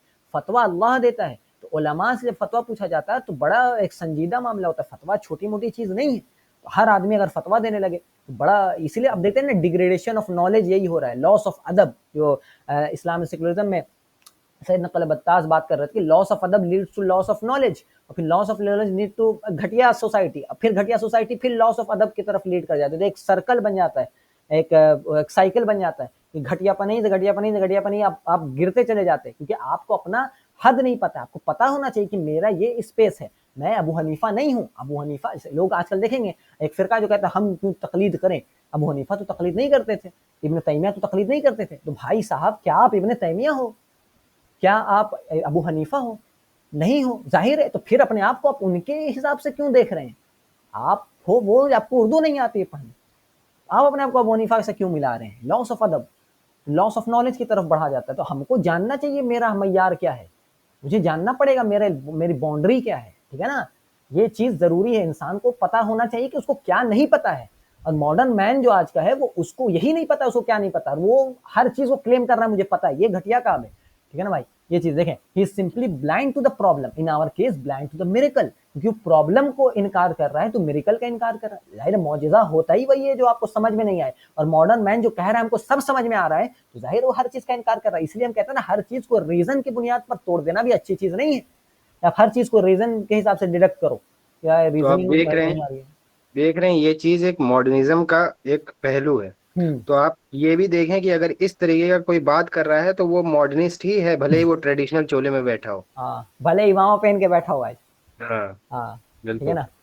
तो दिक्कत ये है कि आपको पता ना होना अच्छी बात है, कि आपको पता है आपको नहीं पता, ठीक है ना। देखें, no meditation is needed is everything is clear. जाहिर इंसान मेडिटेट क्यों करेगा जब उसको हर चीज ही पता है? इंसान ढूंढेगा क्यों, खोजेगा क्यों, जब उसको सब पता ही है। अब problem arises, he turns it and goes on living believing that the problem has been solved in this way. यही चीज है कि मॉडर्न मैन क्वेश्चन को ले ही नहीं रहा है, क्वेश्चन अपने जो है कि पेपर पे लिख ही नहीं रहा है। ये उसकी दिक्कत है। वो उसके पास क्वेश्चन आता है, कुछ ही बोल देता है, कुछ भी बोलेगा बोलेगा, हो गया। उसको लगता है कि हम सही दे दिया, आगे बढ़ जाता है। जबकि एक अकलमंद इंसान एक छोटे से आंसर पे भी बहुत लंबा जो है कि सोचता है ना। आप देखें, आपको कोई चीज बोली जाए तो उसके पीछे आप बहुत सोचते हैं, समझते हैं। अकलमंद इंसान सोचता है, और एक जाहिल आदमी कुछ ही बोल दो, वो बोले भाई काहे ऐसे, बस उसको लगा कि हम बहुत अकलमंद जवाब दे दिया और निकल लिए साहब, तो वो जाहिल ही रह जाता है। तो मॉडर्न मैन आज का जो है वो प्रॉब्लम को प्रॉब्लम समझ ही नहीं रहा, वो क्वेश्चन ही नहीं आने दे रहा अपने ऊपर। और जब क्वेश्चन नहीं आ रहा है, इसलिए हम देखते हैं ना कि देखें आपको इस्लाम कबूल करने से पहले आपको अपने पुराने मजहब को छोड़ना होता है, पुराने मजहब को जो कि रद्द करना होता है। पुराने मजहब को छोड़े हो कैसे, जब उसकी आप पर उसको जो है कि उस पर ढेर सारे क्वेश्चंस आपके खड़े हो जाए, अच्छा बुत पूजना गलत है, बुत पूजना क्यों गलत है, और ये क्यों गलत है, और ये क्यों गलत है, आप 1000 क्वेश्चन उस पर पोज कर दो किसी मुशरिक पर, और क्वेश्चन क्योंकि आपने उसको दे दिया तो खुद उसको समझ में आया कि क्वेश्चन का हल नहीं मिल रहा है, तो वो दीन छोड़ देगा। और हमारे जो पास आएगा तो हम क्वेश्चन का आंसर नहीं, क्योंकि इस्लाम सर्टेनिटी देता है, और बाकी मजहब जो है, जो बाकी अदियान है वो सर्टेनिटी नहीं देते हैं।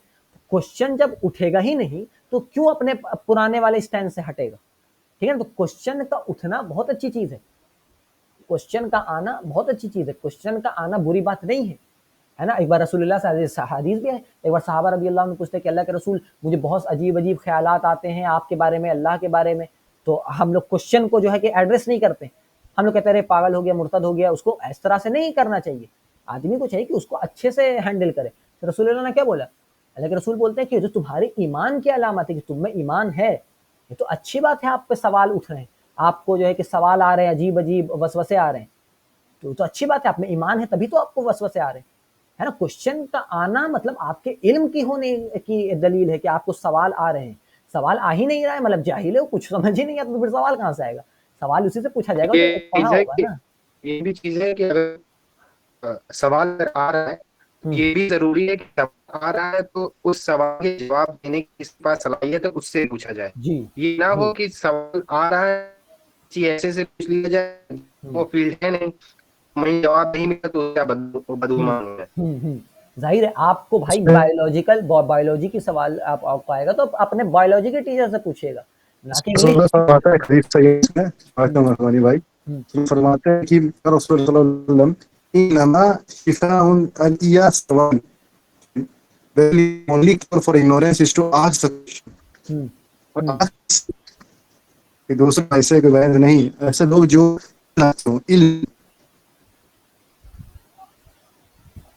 आवाज नहीं क्या आवाज आपकी बहुत कट रही है। कट रही क्या? हाँ बहुत। ठीक है, मैं हदीस कुछ हेडफोन हमारी आवाज आपकी कट है, आप उसको टाइप कर दो, क्योंकि आवाज आपकी एकदम पूरा ढन ढन ढन ढन करती है, ठीक है ना। तो वही चीज है कि भाई आपका क्वेश्चन, और हाँ हाँ, एक लोगों ने बोला कि एग्जीक्यूशन करना ये एक लैक ऑफ फेथ बताता है, ऐसा बहुत लोग कहते हैं। हम्म तो मामला ये है एक्सेसिव क्वेश्चन किस वे में किया जा रहा है और किस जगह पर किया जा रहा है, ये भी बहुत जरूरी है। रसूलुल्लाह सल्लल्लाहु अलैहि वसल्लम ने ये नहीं कहा कि जब कोई चीज हो जाए तो उसमें आप पढ़े पढ़े रहो उसकी और बांध के खा लें, ये नहीं करना है। आपको वो चाहिए कि आप कोर आइडिया को, और कोर आइडिया का जब आपको जब मिले तो आप उसको मतलब हो जाओ उससे, ये नहीं कि स्पेसिफिकेशन पे जाएंगे जैसे इसराइली चीजें में घुस जाते थे। हाँ, आपको जो है ना देखिए, ये रसूलुल्लाह के पास जो वसवसे वाले मामले आए कि वसवसा आ रहा है, तो अल्लाह के रसूल ने क्या बोला कि बोलो आमन्तु बिल्लाहि व रसूलिही, बस ये इतनी यही चीज का होना काफी है आपके।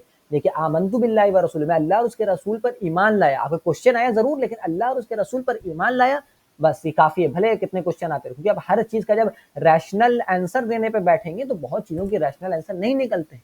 फिर आप अपने जहन की इबादत कर रहे हो, जो हमने कल बताया, भाई आप हर चीज को अगर अपने अपने अकल के हिसाब से फॉलो कर रहे हो तो फिर अपने अकल की इबादत कर रहे हो, खुदा की इबादत नहीं कर रहे। ये हमको इस लूप में नहीं फंसना, हम जो है इबादत करते हैं इश्क की बुनियाद पर, है ना। क्वेश्चन उठेंगे लेकिन इश्क से बड़ी कोई दलील, इश्क की कोई दलील नहीं होती, है ना, इश्क की कोई दलील नहीं, इश्क है या नहीं है, इधर यू लव और डू नॉट लव, इसकी कोई दलील नहीं है, ठीक है ना।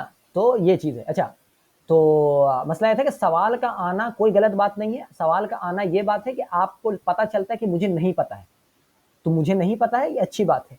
आज का मॉडर्न मैन वो समझ रहा हमको हर चीज पता है, इसलिए घटिया काम कर रहा है। अच्छा देखें, materialism always stresses what is common to animals and humans, while religion stresses what makes them different। Materialism, जैसे मैंने परसों शायद बात की थी या कल बात की थी, अब नहीं याद, क्या बताया था मैंने कि साइंस हर चीज को एक सब कैटेगरी में तोड़ तोड़ के आपको कॉमन चीजें ढूंढना शुरू करता है। आपने देखा कि अच्छा जानवर भी वर्टेब्रा है, आप भी वर्टेब्रा हो, और एक वो भी जो है कि वो भी एक वर्टेब्रा है, और ये भी है, आप सांस लेने वाले हो और वो एबॉयटिक है, ये एबॉयटिक है, मतलब हर चीज को एक कॉमन चीजें ढूंढ ढूंढ ढूंढ ढूंढ उसको क्लासिफिकेशन करना, जो 10th के चैप्टर में था डाइवर्सिटी एंड क्लासिफिकेशन, जिसके बाद हमें पता चला कि मैं डॉक्टर नहीं बन सकता, वो बहुत हार्ड चैप्टर था। तो मतलब वो चैप्टर सब बड़ा, उसमें उसमें आप देखे होंगे उसमें किस तरीके से जो क्लासिफाई किया गया चीज़ों को, एनिमिलिया किंगडम, एनिमिलिया में इंसान को भी डाल दिया और उसमें हर चीज़ को डाला, और फिर एक प्लांट का जो था फौना कुछ करके नाम था, जो भी था। तो आप हर चीज़ में कॉमन चीज़ ढूंढना चाहता है कि जानवर और इंसान में क्या कॉमन है। अच्छा, पेड़ और इंसान में क्या कॉमन है? आप लोग तीनों लिविंग एनिमल, लिविंग थिंग हो, तो तीनों एक लाइन में आ गए। दिक्कत ये, और साइंस हर चीज़ में मुख्तलिफ ढूंढना चाहता है। हर एक इंसान को जानवर से अलग बताता है, शजर हजर से अलग बताता है, इंसान के बीच में इंसान को अलग बताता है। मतलब मैं आपसे मुख्तलिफ हूँ, ये भी रिलीजन बताता है कि नहीं देखो ये नेक आदमी है, ये बद आदमी है। मेटेलिज्म के हिसाब से कुछ नहीं, मेटेलिज्म हर चीज को कॉमनलिटी पर लाकर जाएगा। मेटेलिज्म एनिमल और मैन के बीच में ला करके जो खड़ा करेगा, आपको सेम लेवल पर लाना शुरू करेगा, वो हर चीज को कॉमन जो है कि ग्रुप्स में बांटना शुरू करेगा। रिलीजन हर चीज को अलग देखना पसंद करता है, आपकी इंडिविजुअलिटी को उभार कर लाता है ना, ये चीज थी। अच्छा देखें कहाँ गया भाई। By establishing the unity between animal and man, evolution abolished the difference between nature and culture. Nature by instinct होता है, कल्चर बाय चॉइस होता है। कल्चर अलग अलग होता है ना, इंस्टिंक्ट तो सबकी एक होती है। जानवर का इंस्टिंक्ट चाहे वो लंदन में रहे चाहे बिहार में रहे, एक आदमी का इंस्टिंक्ट अगर बिहार में रहे चाहे अलीगढ़ में रहे चाहे दिल्ली में रहे सेम है। कल्चर मुख्तलिफ है, बिहारी कल्चर मुख्तलिफ होगा, दिल्ली का कल्चर अलग है, कहीं का कल्चर अलग है, कहीं का कल्चर अलग है। तो जब हम इवोल्यूशन की थ्योरी को मानने लगते हैं और जब हम इंस्टिंक्ट पर इंसान को भी ले आते हैं कि वो इंटेलिजेंट एनिमल है, तो फिर कल्चर और नेचर के बीच का कोई फर्क बाकी नहीं रह जाता, तो फिर कल्चर भी नेचर ही हो जाता है। ये घटिया काम है। अगला चैप्टर जो आएगा कल्चर एंड सिविलाइजेशन, उस पर हम बड़ी तफसील से बात करेंगे कल्चर को, तो अभी इसमें ज्यादा हम घुसना पसंद नहीं कर रहे। Starting from the quite different point, religion establish this difference. Religion जो है कल्चर और नेचर को फर्क बताता है। शाह वलीउल्लाह को हम कोट करेंगे आगे कभी आपको, तो आपको पता चलेगा कि शाह वलीउल्लाह बड़ा मुख्तलिफ तरीके से चीज़ों को देखते हैं कि नहीं रिलीजन अलग है, कल नेचर अलग है, इंस्टिंक्ट अलग है, आपकी चॉइस होने की चीज़ अलग है, रिलीजन आपको अलग चीज़ बनाता है ना। देखो एक फ्रेजिस एंजल्स का एक और गपला आ गया इसका बाद, every human every women belong to every man and every man to every human every women. मतलब हर औरत हर मर्द की थी, हर मर्द हर औरत की थी। ये एंजल्स ने एडमिट कर लिया, प्रूफ नहीं दिया, ठीक है। एंजल साहब ने इसको बोला कि हर औरत रिश्ता, देखिए एकदम गलत बात है। हमेशा से निकाह का जो है कि तस्वुर रहा है, हमेशा से एक औरत एक मर्द इस तरह का एक रिलेशन हमेशा से इंसानों में रहा है, जानवर में नहीं रहा है, इंसानों में हमेशा ये रिलेशन रहा है। फेरिट एंजल साहब यहाँ पे फिर गलत गलत बात कोट कर रहे विदाउट दलील।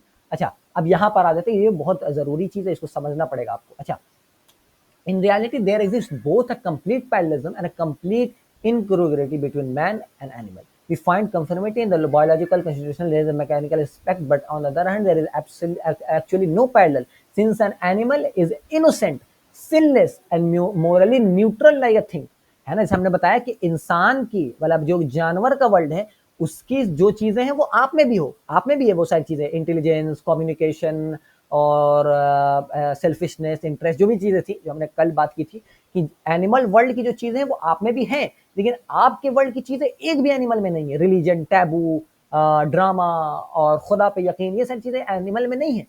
तो अगर इंसान बेचारा जो जानवर है वो तो इनोसेंट है, सिनलेस है, मोरली न्यूट्रल है। क्यों? क्योंकि उसमें कोई सही और गलत का कोई शऊर नहीं है, उसमें हक और बातिल का कोई शऊर नहीं है, उसके लिए पाक नापाक का कोई शऊर नहीं है, उसके लिए हर चीज जैसी है वैसे ही है। उसमें ना कोई पाकी नापाकी है, ना सही ना गलत, ना कोई पाप ना पुण्य, ना सवाब ना गुनाह, कुछ नहीं है, वो मोरली न्यूट्रल है। इसलिए शेर कोई हिरन को मार देगा तो कोई उसको बुरा आदमी नहीं कहा, बुरा शेर कुछ नहीं होता है, शेर शेर होता है, बुरा शेर अच्छा शेर नहीं होता है।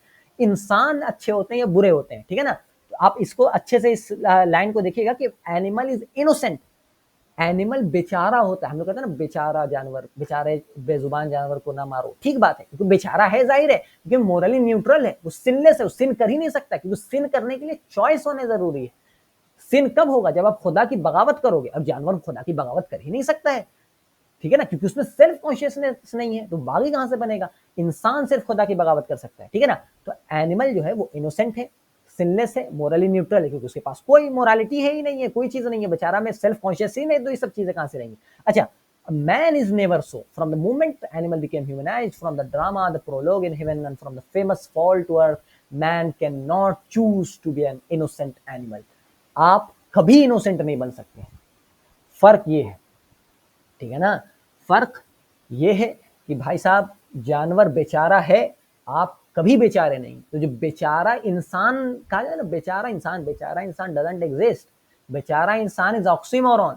बेचारा भी इंसान भी एक अलग, दो अलग चीज है। इंसान का होना ही उसमें मतलब उसमें फ्रीडम है, और बेचारे का मतलब ही होता है उससे फ्रीडम निकाल दी गई। बेचारा कब हुआ? जब हम आपके गर्दन पकड़ के जमीन में लगा दें और बोले उठो, तो नहीं उठ सकते हो क्योंकि आपके पास ऑप्शन ही नहीं है। तब हम बोलेंगे हाँ बेचारा, क्योंकि उठ नहीं सकता और मैंने इसको जबरदस्ती किया हुआ है। लेकिन आपके पास फ्रीडम है, ठीक है ना, आपके पास फ्रीडम है कि आप गुनाह करते हैं या नेकी करते हैं। आपके पास फ्रीडम है कि आप ईशा की नमाज पढ़ोगे या नहीं पढ़ोगे। ये जब आपको फ्रीडम मिल गई और इसी वजह से आप इंसान हैं, तब फिर आप बेचारे कभी नहीं हो सकते। तो बेचारा इंसान, innocent man is are oxymoronic term.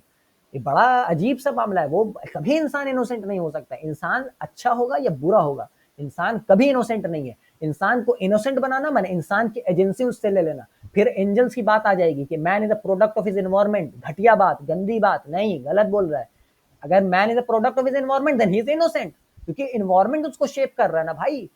तो इन्वायरमेंट उसको शेप कर रहा, तो उसकी फ्रीडम ही निकल गई, फ्रीडम टू चूज ही निकल गई, फिर तो बेचारा ही बन गया। जबकि वो जानवर बेचारा होता है, इंसान कभी बेचारा नहीं होता, ठीक है ना। ये चीज देखें, from the moment that on he could no longer be an animal or a man, he could only be a man or no man. जो कल भाई लोग पूछ रहे थे कि अगर इंसान से मोरालिटी निकाल दीजिएगा वो जानवर बन जाएगा, नहीं, जानवर बनेगा ही नहीं, क्योंकि भाई मोरालिटी इंसान जानवर में है ही नहीं है। वो बेचारा जो है मोरली न्यूट्रल है, वो सिनलेस है, वो इनोसेंट है। आप अगर मोरली करप्ट रहोगे, ठीक है ना, आप अगर मोरालिटी करप्ट रहोगे, आप घटिया इंसान रहोगे, तो आप इंसान ही घटिया हो, जानवर से भी घटिया हो, क्योंकि जानवर बेचारा वो मयार ही नहीं रखता था, ठीक है ना। वो आप अलग ही फील्ड में चले गए, आप जानवर भी नहीं है। जानवर बोला था ना, जानवर बन गया, जानवर बन गया, नहीं, वो जानवर से भी घटिया है, क्योंकि जानवर तो था ही मोरली न्यूट्रल, तो कभी सही गलत जान नहीं सकता था। आप जानते बूझते घटिया काम कर रहे हैं, तो अब जानवर से घटिया है। असफला साफिलीन, है ना, लक़द खलक़नल इंसान फी अहसनि तक़वीम, हमने इंसान को बेहतरीन तरीके से पैदा किया, लेकिन सुम्मा रददनाहु असफला साफिलीन, लेकिन वो जलील से जलील होता गया, लोनेस्ट ऑफ द लो मतलब चला गया। क्यों? क्योंकि भाई उसको हमने दिया फ्रीडम, उसको हमने दिया सेल्फ कॉन्शियसनेस, उसको हमने दिया कि तुम में खुदी दी, तुमको खुदा की पहचानने की एक जो है कि आप समझिए इंस्ट्रूमेंट दिया, कि तुम अल्टीमेट कॉन्शियसनेस को पहचान सकते हो। तुम्हारी सेल्फ कॉन्शियसनेस अल्टीमेट कॉन्शियसनेस की मार्फत की जो है कि आप में हंगर पैदा करती है कि आप अपने आइडियल को पूरा करें। लेकिन आपके इन सारे इंस्ट्रूमेंट देने के बावजूद आप फेल कर रहे हैं। आपको मैंने कैलकुलेटर दिया और कैलकुलेटर देने के बावजूद 1 + 1 = आप 0 लिख रहे हैं, तो जूता से पिटाने वाला काम है ठीक है ना, तो घटिया काम है ये। तो इंसान जो है वो असफला साफिलीन हो जाता है, फिर वो जानवर से भी बदतर है। क्यों? क्योंकि उसके पास इंस्ट्रूमेंट्स थे, उसके पास चॉइस थी, उसके पास फ्रीडम थी, जानवर के पास ये चीज नहीं थी।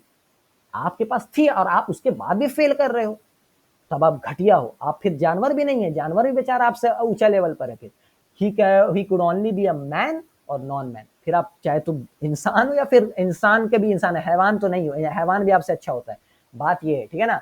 तो एक इसमें बहुत अच्छी चीज थी। अच्छा, जो हम लोगों ने कल बात की थी कि अगर हम रोबोट बना दें तो रोबोट हर चीज कर देगा, दो चीज नहीं कर सकेगा, रिलीजियस नहीं हो सकेगा और पोएट्री नहीं लिख सकेगा, क्योंकि उसके लिए फ्रीडम चाहिए होती है। रिलीजियस होने के लिए फ्रीडम चाहिए होती है, और God was able to create a free creature and freedom could only arise by the act of creation.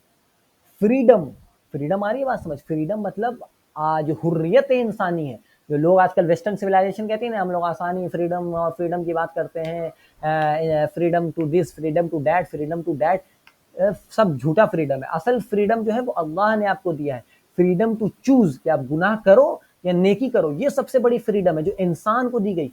आप देखें, फरिश्ते खुदा के बागी नहीं हो सकते, जानवर खुदा का बागी नहीं हो सकता, आप हो सकते हैं। ये फ्रीडम अल्लाह ने दी है, सबसे बड़ी फ्रीडम है। और ये फ्रीडम सिर्फ और सिर्फ क्रिएशन से वजूद में आ सकती है, क्योंकि freedom is not a product of evolution, कि जानवर में फ्रीडम था ही नहीं। तो अगर हम इवोल्यूशन थ्योरी को माने तो फिर ये आप में फ्रीडम टू चूज आ जाना, माने वही चीज सेल्फ कॉन्शियसनेस आ जाना, मोरालिटी का आ जाना, ये इवोल्यूशन से कभी साबित नहीं होगा। तो फ्रीडम तो प्रोडक्ट ऑफ इवोल्यूशन है ही नहीं है। Freedom and product are disparate ideas. God does not produce और कंस्ट्रक्ट, ही क्रिएट्स। प्रोडक्ट जो होता है वो मशीन होती है, प्रोडक्ट जो होता है वो कोड होता है, प्रोडक्ट जो होता है वो रोबोट होता है, वो एआई होता है, वो प्रोडक्ट होता है।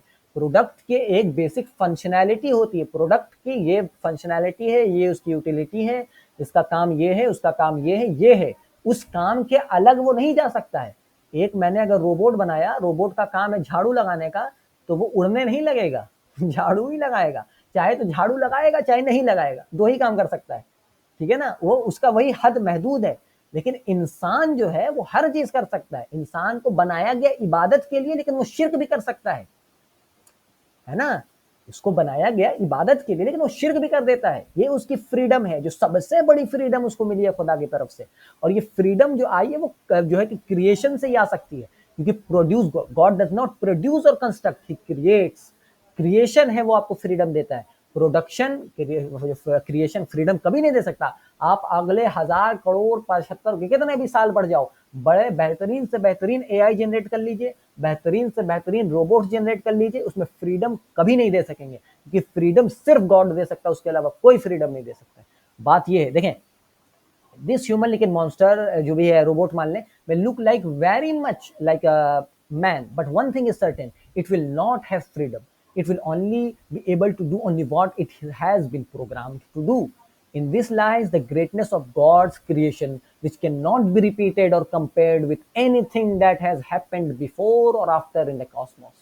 खुदा की तख्लीक की सबसे बड़ी और सबसे बेहतरीन बात यह है कि उस तख्लीक के साथ आज़ादी आती है, हुर्रियत आती है, इंसान की हुर्रियत। ये इंसान की हुर्रियत जो है यही सबसे उसको आला बनाती है। आप इंसान कोई भी चीज तख्लीक करे उसमें कभी हुर्रियत नहीं दे सकता, उसमें कभी फ्रीडम नहीं दे सकता। एआई कभी फ्री नहीं हो सकता है। एआई को आप कमांड दो, आप उसको बताओगे ये करो तो ये होगा, ये करो तो ये होगा, ठीक है ना। उसकी एक जो है कि फंक्शन है वो प्रोग्राम्ड है, आप फ्री हैं। प्रोग्राम्ड होना और फ्री होना बिल्कुल मुख्तलिफ है। इसी किताब में आएगा एक चैप्टर ड्रामा एंड यूटोपिया, इस चीज को मैं और अच्छे से आपको बता रहा हूँ क्योंकि उस वक्त मैं इसको और जो है इन डेप्थ में जाकर के बात करूंगा। तो आप इसको समझ जाइए कि चीजों का होना, एक फंक्शन का होना प्रोग्राम्ड का होना होता है, कि एक फंक्शन प्रोग्राम्ड होता है, ठीक है ना, उसका काम होता है। एक इंजीनियर एक फंक्शन है, इंजीनियर साहब जो है वो फंक्शन है, उनका काम है कोई चीज को बिल्ड करना। इंसान अलग है, इंसान फ्री है। इंजीनियर एक फंक्शन है, डॉक्टरी एक फंक्शन है, इंसान फ्री है। लॉयर एक फंक्शन है, इंसान फ्री है, ठीक है ना, बिल्कुल मुख्तलिफ चीजें हैं। तो इंसान कितनी भी बेहतरीन चीज बिल्ड कर ले, कितनी भी बेहतरीन चीजें प्रोड्यूस कर ले, वो हमेशा प्रोड्यूस कर सकेगा, क्रिएट कभी नहीं कर सकेगा। ये क्रिएशन जो खुदा करता है उसके साथ फ्रीडम आती है, फ्रीडम टू चूज, कि आप हक चूज करो या गलत चूज करो। आपको खुदा ने इख्तियार दिया कि तुम आज ईशा की नमाज पढ़ते हो या नहीं पढ़ते हो, तुम चूज करो। जानवर कभी ये चॉइस नहीं रखता था कि वो मजे कि ना पढ़े, है ना, उसका काम ही यही है। देखें, यही चीज मैं बताना चाहता था। Anyhow, man can always good or bad but never innocent, and this could be the ultimate meaning of the biblical fall about story about the fall, the original sin. इंसान जो है वो कभी भी बेचारा नहीं हो सकता है, चाहे वो अच्छा है या बुरा है, बेचारा कभी नहीं है। बेचारा सिर्फ और सिर्फ जानवर होगा या एंजल होगा। देखिए, from the moment of the expulsion from paradise, Adam the man could not get rid himself of his freedom nor escape from the drama to be as innocent as an animal or an angel. आदम को उसको इख्तियार दिया गया, मतलब यहाँ पर हम biological आदम को लेके चले या फिर अपने आदम को चले आदम अलैहिस्सलाम को, तो उनको इख्तियार दिया गया कि आप उस पेड़ का फल खाओ या ना खाओ। नहीं खाओ, मना किया गया, लेकिन खाने की एक समझिए कि एक वे मिल जाना कि खा भी सकते हैं। ये चीज जो है freedom to go against the God commandment, ये चीज इंसान को मुख्तलिफ बनाती है। वो कभी इनोसेंट नहीं बन सकता है। इनोसेंट सिर्फ एनिमल बनेंगे या एंजल बनेगा, इंसान कभी इनोसेंट नहीं बन सकता। इंसान चाहे तो अच्छा है या बुरा है, वो हमेशा मोरल जो है कि टर्म्स में देखा जाएगा। इंसान इज इधर गुड या बैड, इनोसेंट कभी नहीं, सिनलेस कभी नहीं, ठीक है ना। तो कहते हैं लोग मोरली न्यूट्रल हूं, नहीं, घटिया बात, मोरली न्यूट्रल तुम नहीं हो, जानवर होता है, ठीक है ना। He has to choose to use his freedom to be good or evil, in one word to be man. इंसान को चूज करने होंगे, उसको चाहे तो अच्छा बनेगा चाहे नहीं बनेगा, चाहे तौहीद पर आएगा चाहे शिर्क करेगा, चाहे इस नबी को मानेगा चाहे नहीं मानेगा। वो ऐसा नहीं बोले वो पता ही नहीं, गलत बात, वो उसको करना ही कर रहा है, उसके पास क्योंकि आजादी है। He has to choose, must choose क्योंकि ये आज़ादी उसके साथ आई, वो पैदाइश, वो इंसान होने का मतलब ही है उसको आज़ादी है, इसीलिए वो कभी भी बेचारा नहीं बन सकता है। तो बेचारा इंसान, हम लोग बोलते बेचारा नहीं, बेचारा इंसान इज ऑक्सीमोरोनिक टर्म। इनोसेंट मैन कभी नहीं हो सकता। मैन का मतलब ही उसके साथ आज़ादी आई है, मैन का मतलब ही है कि वो फ्री है, और बेचारा का मतलब ही होता है जिसमें फ्रीडम नहीं है, उसके पास चॉइस नहीं है। तो बेचारा इंसान बड़ा ऑक्सीमोरोनिक टर्म है, ठीक है ना। आज से आप लोग ये नहीं बोलिएगा बेचारा इंसान, उसको बोलेगा बेचारा, बेचारा तो नहीं, उसको बोलो कि मतलब फंस गया किसी चक्कर में, कुछ भी हो गया, लेकिन बेचारा इंसान नहीं है। तो बेचारा इंसान नहीं होता, इंसान चाहे तो अच्छा है या बुरा, बेचारा कभी नहीं है। This ability to choose regardless of result is the highest form of existence possible in the universe. ये आज़ादी, ये हुर्रियत जो इंसान को मिली है, ये आज़ादी कि आप खुदा की इबादत करो या ना करो, ये आज़ादी किसी को नहीं मिली, सिर्फ आपको मिली। ये चीज साइंस कभी आपसे आप प्रूव नहीं कर सके, कभी नहीं कर सके कि ये आज़ादी कहाँ से आई। जानवर तो नहीं कर सकता ये काम, जानवर तो अपने इंस्टिंक्ट का बाउंड है, अपने इंस्टिंक्ट के खिलाफ नहीं जा सकता। आप अपने इंस्टिंक्ट के खिलाफ जा सकते हैं। आपको खुदा ने बनाया अपनी इबादत के लिए, आप इबादत नहीं करने को भी चूज कर सकते हैं, ठीक है ना। ये बहुत अच्छी बात थी कि आपकी जो ये आज़ादी है, ये आपको इंसान बताता है कि आप इंसान हो, और आपकी इंसानियत ये है कि आपको खुदा ने आज़ाद बनाया। हर बच्चा आज़ाद पैदा होता है, हर इंसान आज़ाद पैदा होता है, हर इंसान मुसलमान पैदा होता है। क्यों? क्योंकि वो आज़ाद है, बेसिक फितरत के साथ पैदा हुआ कि एक खुदा को मानेगा, चाहे तो उसको बागी बन जाए, चाहे तो ना माने, चाहे माने, आज़ाद है। जानवर आज़ाद नहीं होता। Man has a soul, but psychologically it is not the science, it is not the science about the psychology is not the science about it. There cannot exist a science about the soul. Soul के बारे में, रूह के बारे में कभी कोई science है ये नहीं है, ठीक है ना। रूह के बारे में कोई साइंस नहीं होती कि भाई हम जरा साइंस को जरा है ना इसको डिस्कस कर ले। अच्छा पहले हम एक चैट पढ़ ले, क्योंकि हमने बहुत अच्छी बात कर ली, तो थोड़ा हम इधर आकर के लोगों को देख लेते क्या है, कल से देखते क्या देखते हैं भाई। I think the word innocent should be better said as मासूम। और some animal are innocents like prophet। अब prophet है, लेकिन वो उन्होंने भी चूज किया ना, मतलब नबी हुआ है तो उन्होंने हक को चूज किया, और अल्लाह ने उनको बार बार अच्छे तरफ उनको माइल रखा, हक के जानिब, ठीक है ना। अल्लाह ताला कुरान क्या है, नबी अगर हम आपका साथ छोड़ दें या कुछ कर दें तो आप भी जो कि बाकी इंसानों की तरह हो जाओगे। तो अल्लाह का साथ है, इनोसेंट हैं। अच्छा अंबिया का मामला भी बिल्कुल, अच्छा हम आम ज़बान में इंसानों के तरीके से भी नहीं ले सकते कि अंबिया में हमने जैसे बताया कि उनमें एंजेलिक डिस्पोजिशन का होना जो है मुख्तलिफ है, उनमें एंजेलिक डिस्पोजिशन ज़्यादा होता है, तो उनमें जो डायरेक्ट खुदा से जुड़े हुए होते हैं, डायरेक्ट खुदा का जो रेवोल्यूशन हो अब उनके पास आ रहा है, तो अब जाहिर है खुदा की वही जिस पर डायरेक्ट आए, तो वो कैसे खुदा का बागी बन जाएगा, कभी कभी नहीं जो कि खुदा की नाफरमानी कर सकता है। एक फरिश्ता क्यों नहीं खुदा की बगावत करता, क्यों? खुदा को देख रहा होता है ना, खुदा को देख रहा है फरिश्ता, तो नहीं खुदा की बगावत करेगा। नबी के पास वही आ रही है डायरेक्टली, तो क्यों खुदा की बगावत करेगा। लेकिन मेरे पास तो नहीं आ रही, लेकिन मैं फिर भी चूज करूं कि मैं नमाज पढ़ूं या ना पढ़ूं, ये जो मेरी आज़ादी खुदा ने दी है, ये सबसे बड़ी आज़ादी मुझे मिली है, और ये सबसे बड़ा इनाम है अल्लाह की तरफ से कि मुझे आज़ाद इसने बनाया, तो मैं चाहे नमाज पढ़ूं या ना पढ़ूं। इसलिए लोग जन्नत में जाएंगे या जहन्नम में जाएंगे, इसलिए कोई बेचारा जहन्नम में नहीं जा रहा और कोई बेचारा जन्नत में भी नहीं जा रहा। वो जन्नत जा रहा है क्योंकि उसने चूज किया है जन्नत जाने के लिए, और कोई जहन्नम जा रहा है इसलिए जा रहा है क्योंकि उसने चूज किया है जहन्नम जाने के लिए। उसने चूज किया कि वो नमाज ना पढ़े, उसने चूज किया कि वो अजान सुने और तभी भी गेम खेलता रहे, उसने चूज किया कि वो करे और ये ना करे, उसने चूज किया है कि वो जहन्नम जाएगा। और एक बंदा जो नमाज पढ़ रहा था, बाकी चीजों को छोड़ करके जा रहा था, तो उसने चूज किया है जन्नत को, इसलिए वो जा रहा है। कोई बेचारा जहन्नम में नहीं जा रहा, ना कोई बेचारा जन्नत में जा रहा है। बात ये है, बात समझिए, ठीक है ना। तो इंसान बेचारा नहीं होता, इंसान चाहे तो अच्छा है या बुरा है, बेचारा नहीं है। मैन एज अ सोल, ठीक है। अच्छा अब इंसान के पास सोल है, साइकोलॉजी सोल के बारे में कभी बात नहीं कर सकती है, जो सोल के बारे में साइंस बात नहीं कर सकते, क्यों? क्योंकि सोल का कोई मेटेरियलिस्टिक एग्जिस्टेंस नहीं है। और आज की जो प्रोफेन साइंस है वो सिर्फ और सिर्फ उन चीज़ों पर बात करती है जो एक मेटेरियलिस्टिकली एग्जिस्ट करता है, जो मादे की सूरत में वजूद में है, ठीक है ना। तो जिसका मादा है ही नहीं, जिसका आप समझो कि एक मटेरियलिस्टिक मैनिफेस्टेशन नहीं है, उसके बारे में साइंस कहाँ से बात कर सकेगा। तो रूह होती है अलग चीज़ है, रूह के बारे में इंसान आज का जो बात ही नहीं कर सकता है, क्योंकि मैंने साइंस बात नहीं कर सकती, क्योंकि रूह का एक फिजिकल मैनिफेस्टेशन है। आप इंसान को चीरिए, उसको काटो, है ना, उसको काटो और उसमें देखो कहीं रूह आपको मिली कहीं पर कि यहाँ पे रखी हुई रूह, यहाँ पे रखी हुई रूह नहीं, रूह एक क्वालिटी है, क्वांटिटी नहीं है। रूह एक क्वालिटी ऑफ लाइफ है, जो उससे निकाल दी जाए तो फिर इंसान मर जाता है। ठीक है ना, इसको आप समझने के लिए बहुत पेचीदा मसला है। रूह को समझने के लिए आप देखें हुज्जतुल्लाह अल बालिगा में यहाँ पर चैप्टर 5 में Shah Waliullah the nature of spirit के बारे में बात करते हैं। कुरान की आयत कोट करते हैं, they ask you about the spirit, जो नबी से पूछते हैं यहूदी कि आपने जो है कि रूह के बारे में बताइए। नबी का क्या कहा गया, क्या जवाब दो, say the spirit comes from the order of the रब, अमरी रब्बी है, रब के तरफ से है, and you have been given very little knowledge about it, आपको उस रूह के बारे में बहुत कम इल्म दिया गया है। ठीक है ना, उसके बारे में कम इल्म दिया गया। अच्छा, क्यों कम इल्म दिया गया, इसके बारे में भी शाह वलीउल्लाह बता रहे कि हर चीज को जानना क्यों जरूरी नहीं है, क्योंकि भाई आम आवाम जनरल कम्युनिटी है, उसके लिए जरूरी नहीं है कि वो सोफिस्टिकेटेड मैटर्स में पढ़े, उसके लिए बस उतना ही जरूरी है जितना पे वो रहे, है ना। इसलिए हम कहते हैं कि बिला वजह की ज्यादा अकीदे की डिबेट में घुसना भी पसंदीदा अमल नहीं है। अच्छा ये क्यों है और वो क्यों नहीं है, ये क्यों है, बिला वजह घुसने की जरूरत नहीं। जब अल्लाह ने कह दिया कि बहुत कम नॉलेज दी गई है, फिर इसके बारे में ज्यादा घुसने की जरूरत नहीं है। तो कोई भी आज की साइंस रूह के बारे में कई बात नहीं कर सकेगी, क्योंकि रूह का मटेरियल मैनिफेस्टेशन नहीं है।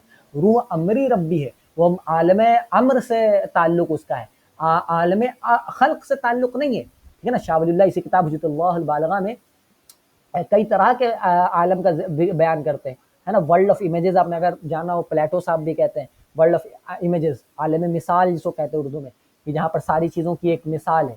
फिर आलम मिसाल है, आलम अरवाह है, आलम अरवाह के बाद आलम अम्र के बाद आलम खल्क जिसमें हम हैं, आलम खल्क के बाद फिर आलम बरज़ख है, फिर आलम बरज़ख के बाद आलम जो क्या कहते हैं उसको, क़यामत वाला जो वो फेज़ है वो है, फिर जन्नत या जहन्नम। तो कई सारे ट्रांजिशन है, उधर से आप इधर आते, इधर से इधर से करके वो सारी चीजें। तो रूह जो है वो बड़ी परमानेंट चीज है इंसान। अच्छा, एक और मिसकंसेप्शन होता है लोगों में कि लोग जो है ना वो रूह और जान को एक समझ जाते हैं कि जान और रूह एक है, नहीं, अलग अलग चीज है। शाह वलीउल्लाह इसी किताब में हुज्जतुल्लाह अल बालिगा में पढ़ा नहीं रहा हूँ, रूह बड़ा पेचीदा मसला है, इसके बारे में बात करने से बहुत लोग कतराते हैं। तारिक मसूद भी नहीं इस पर ज्यादा अच्छे से बात करेंगे, जाहिर है जरूरी नहीं है आम आवाम के लिए। तो इसमें अच्छा शाह वलीउल्लाह का क्या नजरिया है कि भाई रूह जो है वो परमानेंट चीज है, रूह कभी खत्म नहीं होती है।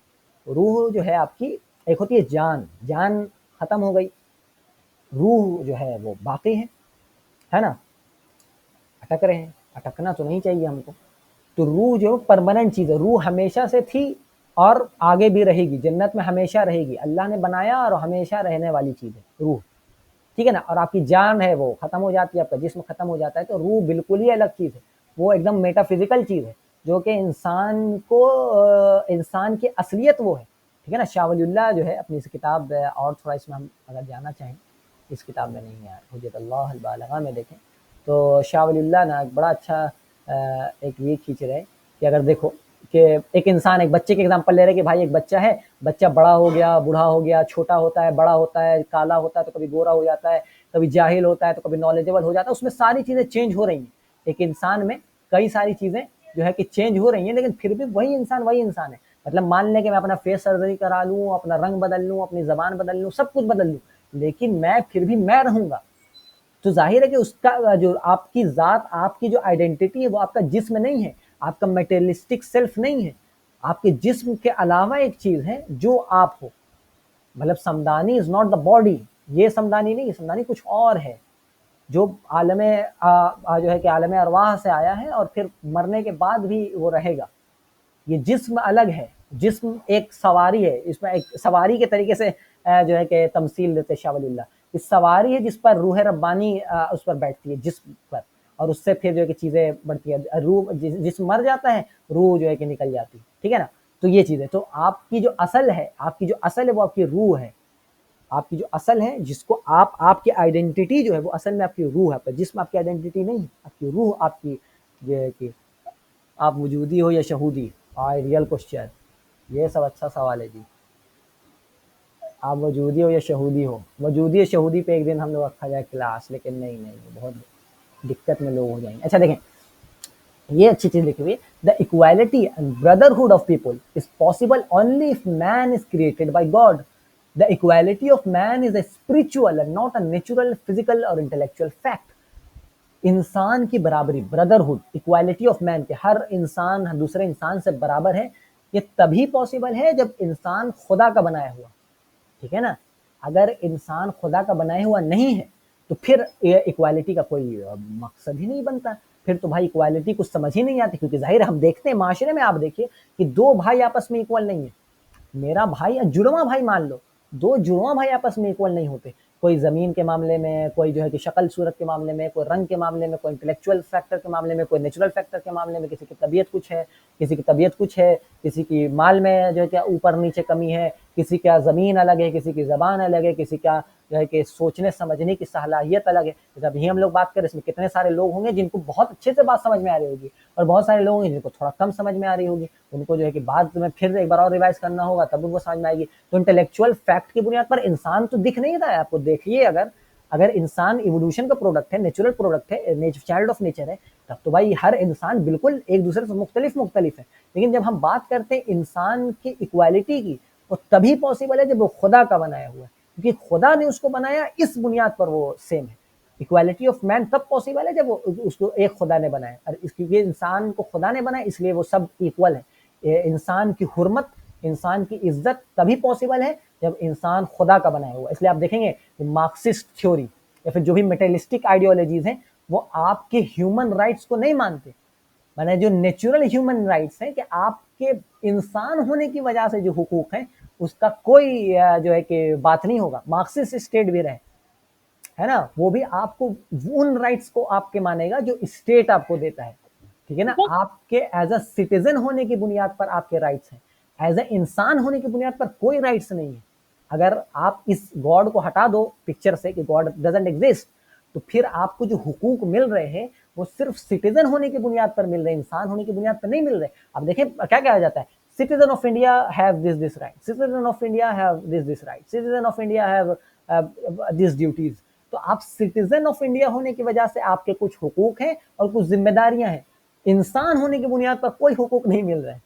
ठीक है ना। तो मार्क्सिस्ट स्टेट भी आपको नेचुरल ह्यूमन होने की बुनियाद पर कोई हक नहीं देगा, क्योंकि भाई खुदा को नहीं मानता।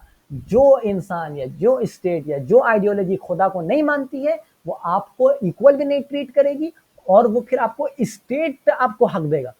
जबकि खुदा वाली जो रिलीजन है, वो आपको इंसान होने की बुनियाद पर आपके इनेट हक देता है, हुकूक देता है, बस इंसान होने की बुनियाद पर। हर इंसान आजाद है, उसको कैद नहीं किया जाएगा, क्योंकि इंसान है और खुदा ने बनाया, इसलिए उसको कैद नहीं किया जाएगा। ये इनेट आपका हक है।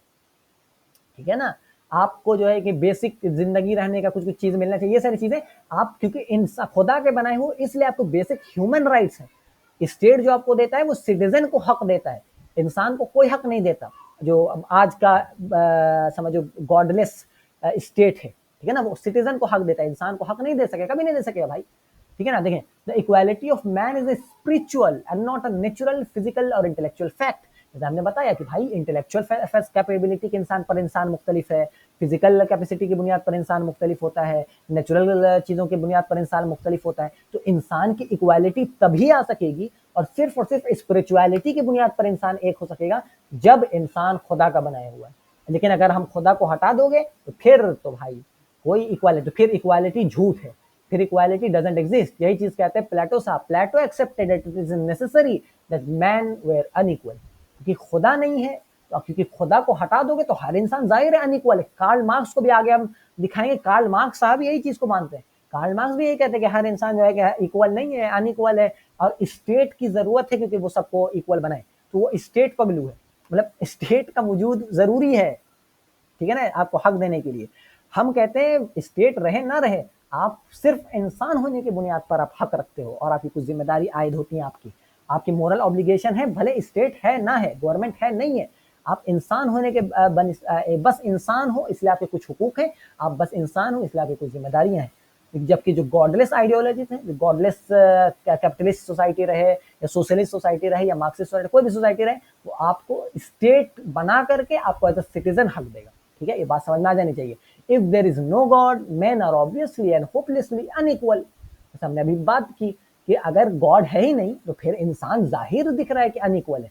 मैं और सैयद अमान मुख्तलिफ हैं, हम लोग अलग अलग हैं, आप और मैं अलग है, मैं और मेरा भाई अलग है, हम लोग सब अलग अलग है। लेकिन अगर खुदा है तो फिर सबके हुकूक एक दे देगा, खुदा है तो फिर सबके जो इंसान की हुर्मत एक हो जाएगी। ठीक है ना, ये चीज जो मैं बताना चाह रहा था कि गॉड का होना जरूरी है इक्वालिटी के लिए। गॉड का होना जरूरी है इंसान की ब्रदरहुड के लिए, ठीक है ना। They believe in God is they don't follow, नहीं, उनका जो गॉड का तस्वुर है ना बड़ा फीका है।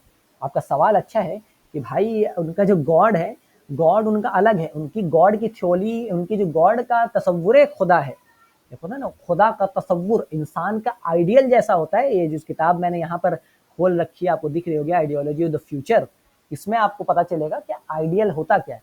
आइडियल जिसका जितना बड़ा होता है, इंसान उस हिसाब से अमल कर रहा होता है। मेरा आइडियल जो है खुदा, हमारा खुदा जो है, इस्लामिक गॉड का तस्वुर जो है, वो हर ऐब से बालातर है, वो हर क़यूद से बालातर है, वो मकान और ज़मान के कैद से बालातर है, उसके हर नाम अच्छे हैं, अस्माल हुस्ना है, वो मतलब अपने रीजनिंग से भी बालातर है, उसका मतलब समझो कि हर अच्छाई जो हो सकती है, परफेक्टनेस, जो परफेक्टनेस है, जो भी ब्यूटीफुलनेस है और ब्यूटी है, परफेक्टनेस आप दे सकते हो, पावर दे सकते हो, सब उसमें है। तो उस वजह से क्योंकि हमारा आइडियल इतना आला है, तो हमारे अखलाक और हमारे अमाल आला होते हैं।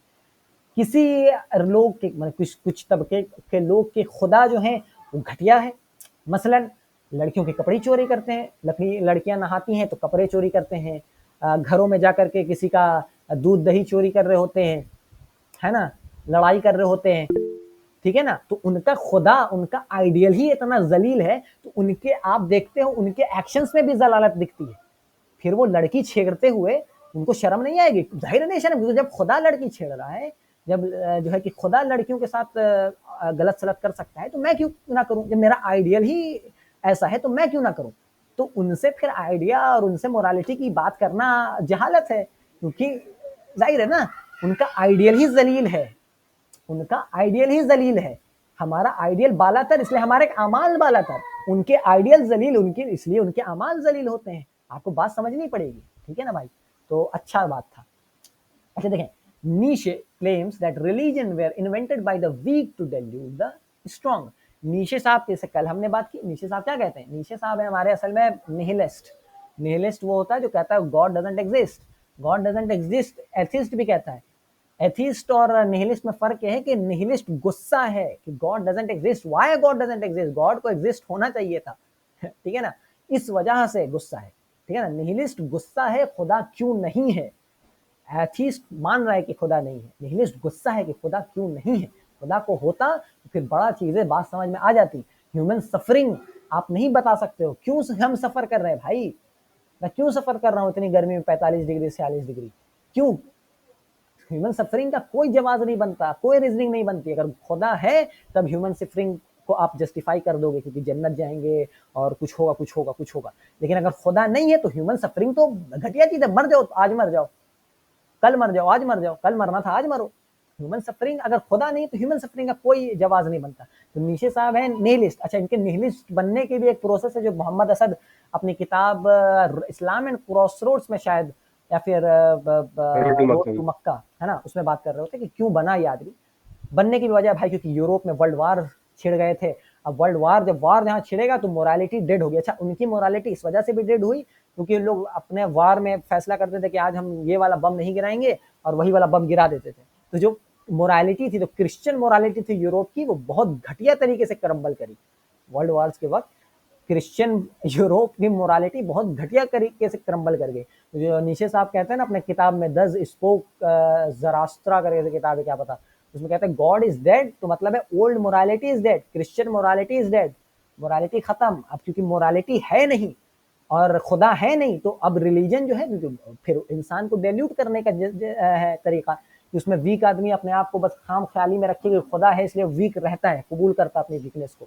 इनके हिसाब से ये है, ठीक है ना। उनके लिए कोई बालातर है ही नहीं, कोई आला कोई मकामे नहीं। इसलिए अल्लामा कहते हैं ना, होता वो मजजूब फिरंगी इस जमाने में, इकबाल उसको बताता कि मकामे किबरिया क्या है ना। अल्लामा इनके लिए लिखते हैं, नीशे साहब के लिए, कि अगर होता मजजूब फिरंगी इस जमाने में तो इकबाल इनको बताता, इकबाल बताता कि मकामे किबरिया क्या। हम तुमको बताते कि हायर आइडियल क्या होता है, तुम अपनी जात को ही हायर आइडियल बनाना चाहते हो। जो कल हमने बात की थी सुपरमैन की, उबर्समेंच की, इनका उबर्समेंच है कि अपनी इस मोरालिटी की रिलीजन फॉल्स है, God doesn't exist and religion is false.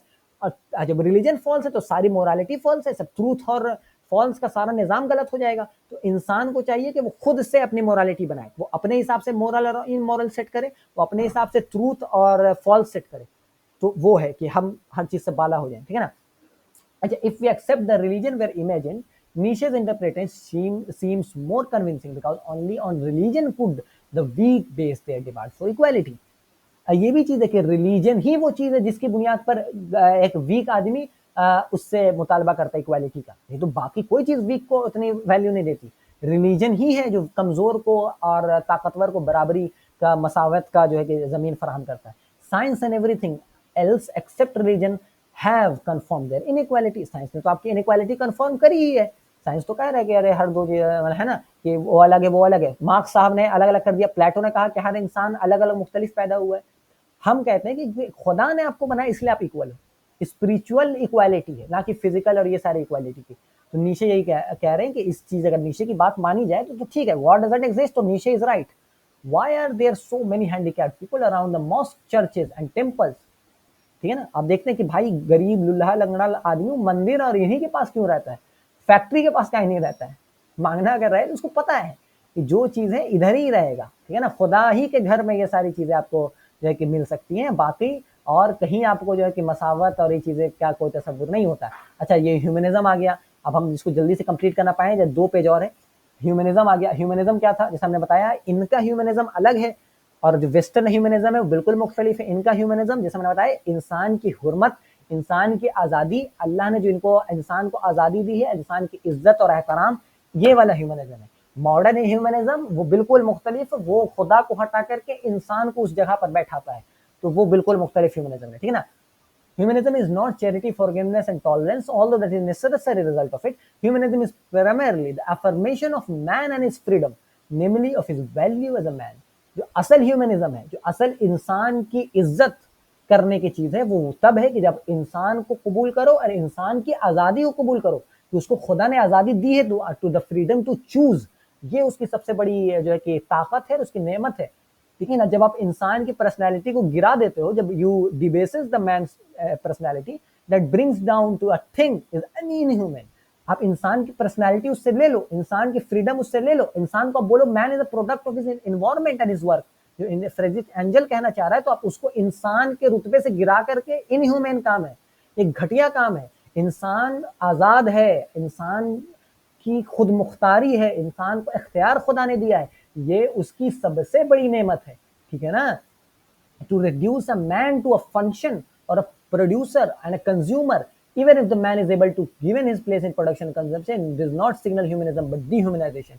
इंसान को प्रोड्यूसर और कंज्यूमर में तोड़ देना, इंसान को जो कि पैदा करने वाला और खा जाने वाले में तोड़ना, जो कार्ल मार्क्स साहब कर रहे होते हैं कि हर चीज मेटेरियलिस्टिक है और हर प्रोड्यूसर होता है, कंज्यूमर होता है, ये इंसान को डिह्यूमनाइज करना है, उसको फंक्शन बता देना है कि प्रोड्यूसर है, कंज्यूमर है। तो हमने बताया कि इंसान की आजादी को अगर उस हटा दोगे तो घटिया काम हो जाएगा। इंसान आजाद है तो चूज, या अच्छा राह चूज करे या गलत राह चूज करे।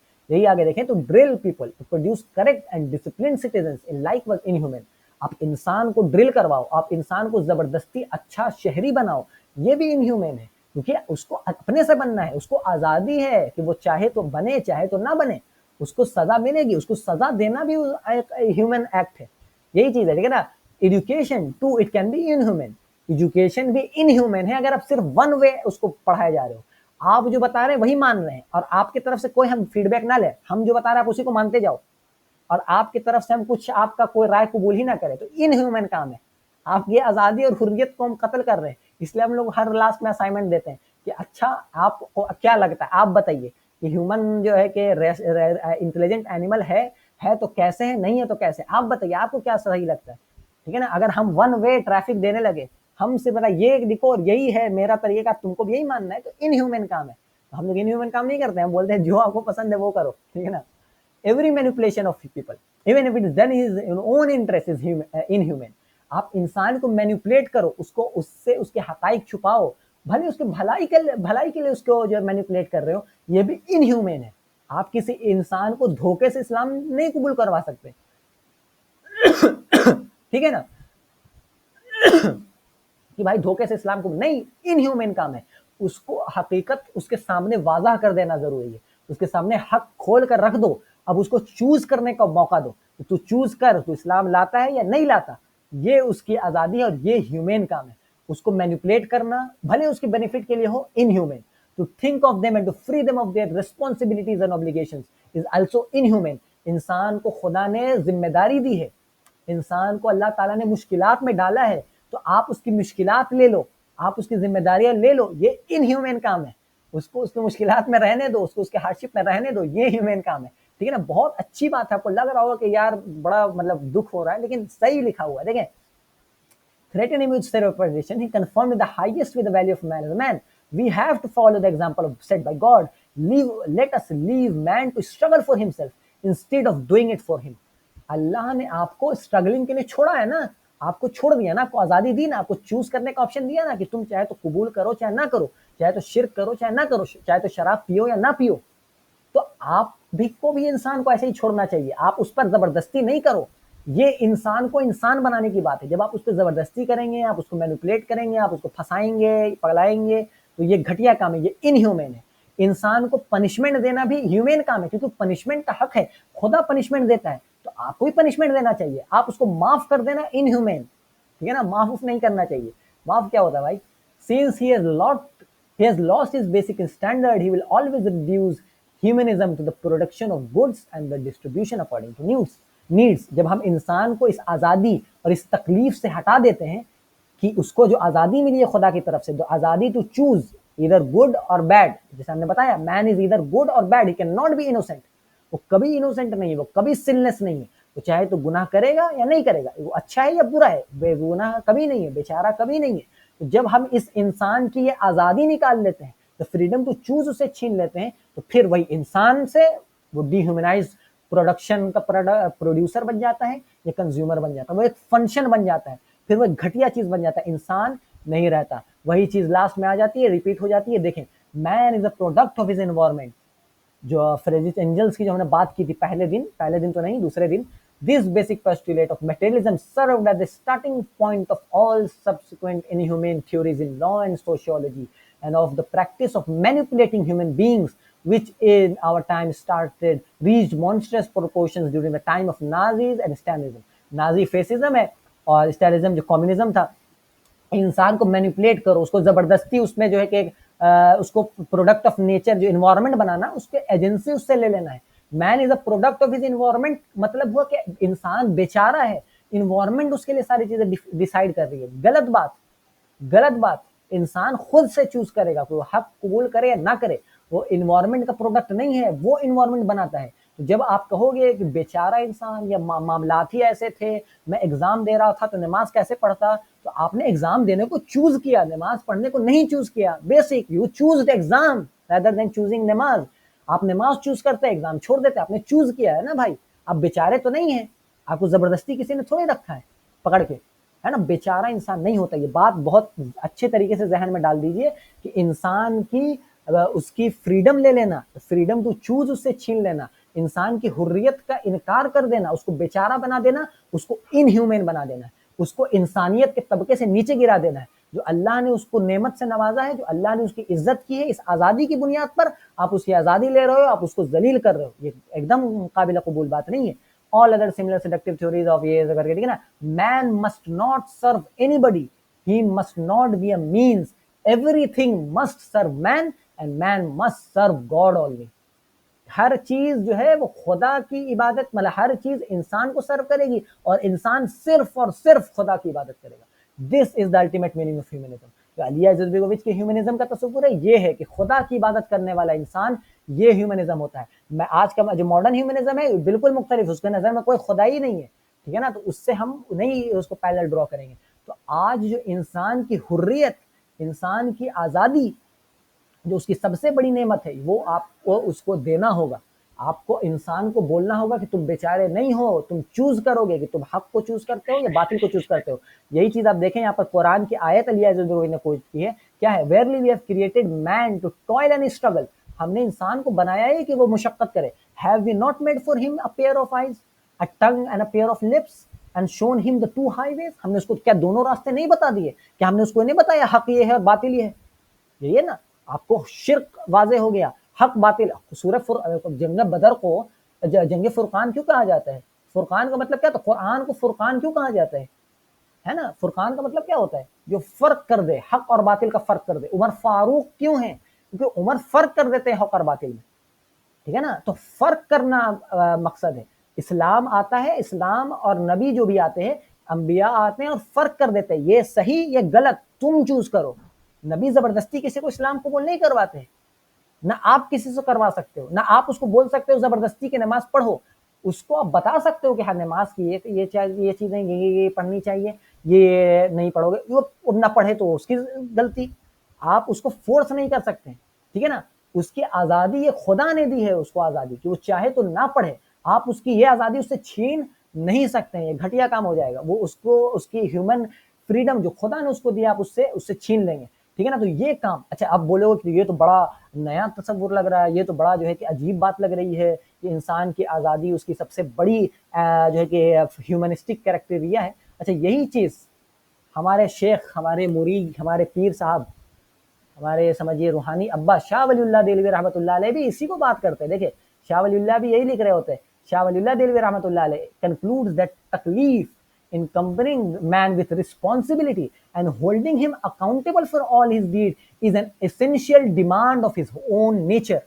इंसान को रिस्पॉन्सिबल ठहराना, इंसान को उसके हर चीज पर अकाउंटेबल ठहराना, यही उसकी सबसे एसेंशियल डिमांड है, ठीक है ना। मैंने अब इंसान बेचारा नहीं है, ये शाह वलीउल्लाह भी कह रहे हैं। आपको लग रहा है ये नया चीज कह रहा है अलिया ज़दुर्गोविच, आपको लग रहा है अरे नया चीज है बेचारा इंसान, नहीं, शाह वलीउल्लाह ने भी कह दिया है। शाह वलीउल्लाह कितने ज़हीन आदमी है, बार बार हम दिल से दुआ निकले शाह वलीउल्लाह के लिए भाई, ठीक है ना। To this end, man has been endowed with the requisite facility of reasoning and contemplation, and all necessary inner as well as the outer opportunities have been afforded to him. Obviously, it is ultimately man who as an individual is responsible in the sight of God for the realization of the moral and spiritual ideals. इंसान खुदा के नज़र में responsible है, accountable है, यही उसको तो इंसान बनाती है। उसकी सबसे essential demand of his nature ही यही है कि वो अकाउंटेबल है, उसमें तकलीफ दी गई है। हुज्जतुल्लाह बालिगा की शुरुआती आप चैप्टर देखेंगे, उसमें शाह वलीउल्लाह ने तकलीफ पर बात की है। तो हम दिखाते हैं, पहला चैप्टर आ जाए तो हम आपको अभी तुरंत दिखा दें। इंट्रोडक्शन से पहले हुज्जतुल्लाह बालिगा की शुरुआती चंद चैप्टर्स में यहाँ पे बात किया, देखें कहाँ गया। The religious obligation is derived from what is divinely decreed, ये सारी चीज़ें, ठीक है ना। तो शाह वलीउल्लाह ने इसमें शुरू में ही बात की कि किस वजह से the casual the cause of requital और ये सारी चीज़ें। तो शाह वलीउल्लाह भी इसी चीज़ को मान रहे कि इंसान जिम्मेदार है, इंसान की जिम्मेदार होना, इंसान का अकाउंटेबल होना ही उसकी सबसे एसेंशियल डिमांड है, उसके खुद की ज़ात की एसेंशियल डिमांड है कि उसको अकाउंटेबल ठहराया जाए। तो जब आप इंसान को बेचारा बना दो या इंसान को मासूम बना दो, इंसान को कर दो कि नहीं नहीं ये कुछ नहीं है, ये नहीं है, वो नहीं है, तो आप इंसान को इंसान नहीं करके आप उसको इंसानियत से डिग्रेड कर रहे हैं, आप उसकी इंसानियत उससे छीन रहे हैं।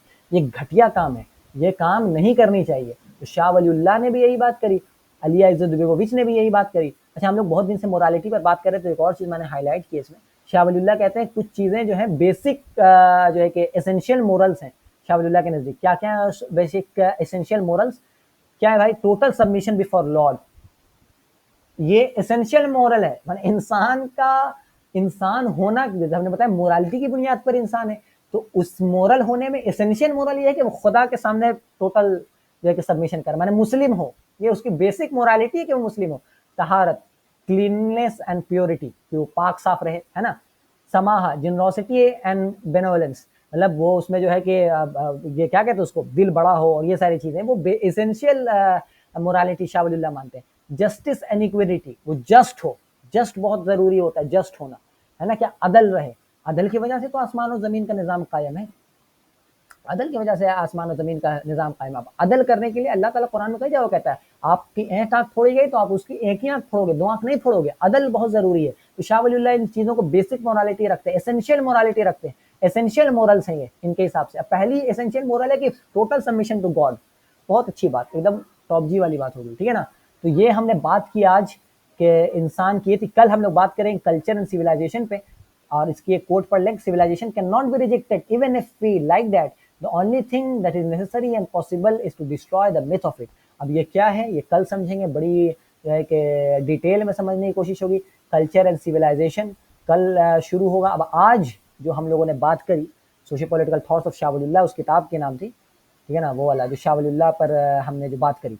आपको बात आज की मोटी मोटी ये समझ में आनी चाहिए कि इंसान जिम्मेदार है, इंसान को तकलीफ खुदा ने दी है, जो शाह वलीउल्लाह कहते हैं उसको तकलीफ से वो कहते हैं, वो उसकी रिस्पॉन्सिबल होना, उसको जो है अकाउंटेबल ठहराना, ठीक है ना, ये उसकी सबसे मतलब बेसिक चीज है, इंसान की इंसानियत का जुज और उसका समझो उसका महवर है कि वो इंसान है, मतलब उसको फ्रीडम है, फ्रीडम टू चूज, चाहे तो शिर्क करे चाहे तौहीद लाए, आप उसकी इस फ्रीडम को नहीं ले सकते। इसलिए कहते हैं ला इकराह फिद दीन, कि दीन में कोई जबरदस्ती नहीं है। क्यों नहीं है? क्योंकि फ्रीडम खुदा ने दी है, और ये फ्रीडम कोई नेशन स्टेट भी नहीं देता है ना, नेशन स्टेट भी आपको इतनी फ्रीडम नहीं देगा। वो हम लोग बात करेंगे ड्रामा एंड यूटोपिया वाले चैप्टर में, कि आज का जो आपकी गवर्नमेंट है जो कहती है, जो अपने आप को फ्रीडम और लिबरलिज्म का बुत बना के खड़ी हो जाती है कि हम ही तो इंसान को आज़ाद करने के लिए आए हैं, वो इंसान को आज़ाद नहीं, वो कैद बनाती है, वो खुदा की गुलामी से निकाल करके आपको भैया बाकी इंसानों की गुलामी में ला करके दे देती है। हम कहते हैं इंसान को इंसानों की गुलामी से निकालो और खुदा की गुलामी में डालो, और खुदा उसको आज़ादी देगा। और इतनी बड़ी आज़ादी, फ्रीडम टू चूज, चाहे नमाज पढ़ चाहे ना पढ़, अभी कुछ पकड़ नहीं होगी, ये सबसे बड़ी आज़ादी है जो अल्लाह ने दी है, और ये आपको दी है। इसलिए फरिश्ते भी बेचारे होते हैं, जानवर भी बेचारे होते हैं। जानवर बेचारे होते हैं क्योंकि उनके पास है ये नहीं है एबिलिटी, सेल्फ कॉन्शियसली नहीं है, खुद ही नहीं है। अब फरिश्ते बेचारे नहीं क्योंकि खुदा की बगावत नहीं कर सकते। आप सिर्फ हो जो खुदा के बागी बन सकते हो, तो आप बहुत बड़ी चीज़ है। तो अब आप चूज करोगे इबादत करनी है या नहीं करनी है ना। इसको आप इस्लामिक टर्म में समझें तो दो तरह की शरीयत होती है, कौनिया, एक होती शरिया। कौनिया का मतलब होता है यूनिवर्सल, कि सूरज निकलेगा, मौत आनी है, और परछाई जो है सूरज के मतलब आपकी शेडो को ब्लॉक कर दे तो परछाई बनती है, ये भैया होता है कौनिया। एक होता है शरइया, शरइया होता है नमाज पढ़ना, रोजा रखना, है ना भाई। तो वो चीज आप हो, आप सिर्फ शरीयत आप पर है। अब बाकी सारी चीज कौनिया पे चल रही, यूनिवर्सल इस्लाम पर चल रही है, जो हमने पहले दिन बात की थी। हर चीज को हम कनेक्ट करेंगे पहले वाले दिन से, कि आपको तज़किरा तो नहीं कहते, क्या कहते उसको, बार बार रिफ्रेश होता रहे दिमाग। तो हर चीज कौनिया पर ऑलरेडी है, हर चीज ऑलरेडी, सूरज अल्लाह से पूछ करके निकल रहा है, चांद अल्लाह के हिसाब पूछ के निकल रहा है, पत्ता झड़ता है, वो कौनिया है। इंसान में भी बहुत सारी चीजें कौनिया होती है, इसलिए अल्लाह ताला कहता है ना कि हर चीज खुदा की इबादत करती है, इंसान भी कर रहा होता है, वो कौनिया इबादत कर रहा होता है। कौनिया इबादत मानी मरेगा, खुदा के ही हुक्म से मरा, तो मरा तो इबादत हो गई कि नहीं। खुदा का हुक्म मानना ही तो इबादत होता है। मर गया, पैदा हुआ, है ना, उसको सफर करना है जिंदगी में, उसको जो है कि सांस लेना है, वो सब कौनिया है। शरइया इबादत आप अपने इख्तियार से करते हो, रोजा रखना है नहीं रखना है यू चूज, नमाज पढ़नी है नहीं पढ़नी है यू चूज, ठीक है ना। तो शरइया ये सिर्फ इंसान के लिए खास है, कौनिया बाकी सारी चीजें के लिए। यही चीज अभी अली अजदबीगोविच ने इसको जो है बड़ी बेहतरीन तरीके से समझा दिया कि इंसान का मतलब ही है कि वो अकाउंटेबल है, वो रिस्पॉन्सिबल है। वही चीज शाह वलीउल्लाह यहाँ पे कह रहे हैं, तकलीफ का मामला, कि वो जिम्मेदार है, उसकी जिम्मेदारी उससे नहीं लो, उसको आप आसान नहीं करो उसकी मुश्किलात को, उसको रहने दो। हम ये क्या मतलब हुआ कि बेचारा फंसा हुआ है तो उसको नहीं मदद करेंगे, करेंगे मतलब आप समझिए कि उसको, आप ये ना समझिए कि बेचारे की मुश्किलात ले ली जाए, और ये नहीं है, उसका काम है, वो इंसान है, उसको करना पड़ेगा, सफर करना पड़ेगा, ठीक है ना भाई। तो ये बहुत अच्छा, हमको इस किताब का पहला ही चैप्टर हमको बहुत मजेदार लगा, और बहुत सारे चैप्टर, हर चैप्टर ऐसे ही मजेदार आएगा। समझिए पहले चैप्टर से हमने बहुत कुछ जो है कि मवाद निकाला है, बहुत मजा आया हमको, आपको ही मजा आया होगा इंशाअल्लाह ताला। भाई पहला चैप्टर कंप्लीट हो गया, किसी को कोई सवाल हो तो पूछ ले, अभी हमने वक्त से पहले कंप्लीट कर लिया। आज तो लग रहा था कंप्लीट नहीं होगा, क्योंकि हम पता है क्यों कह रहा, हमको लग रहा था नहीं होगा, क्योंकि हम रूह को समझा कि हम आज बता दें। नहीं नहीं, रूह बहुत जबरदस्त चीज़ है, और शाह वलीउल्लाह खुद कह रहे कि आम आवाम के लिए नहीं है, तो नहीं जाना चाहिए हमको भी बिला वजह। तो अगर किसी को सवाल हो तो बताए। इन्वर्जन ऑफ प्रायोरिटी आज बता ही देना चाहिए था। वो अभी नहीं यार, उस सेकंड वाले पार्ट में बताएंगे। लास्ट वाला जो वर्ड हुआ था ना, लास्ट एकदम जो स्टेटमेंट से एवरीथिंग खत्म हुआ है ना, उसमें एवरीथिंग पूरा मस्ट एकदम, serve man and man must serve हाँ, गॉड, है ना।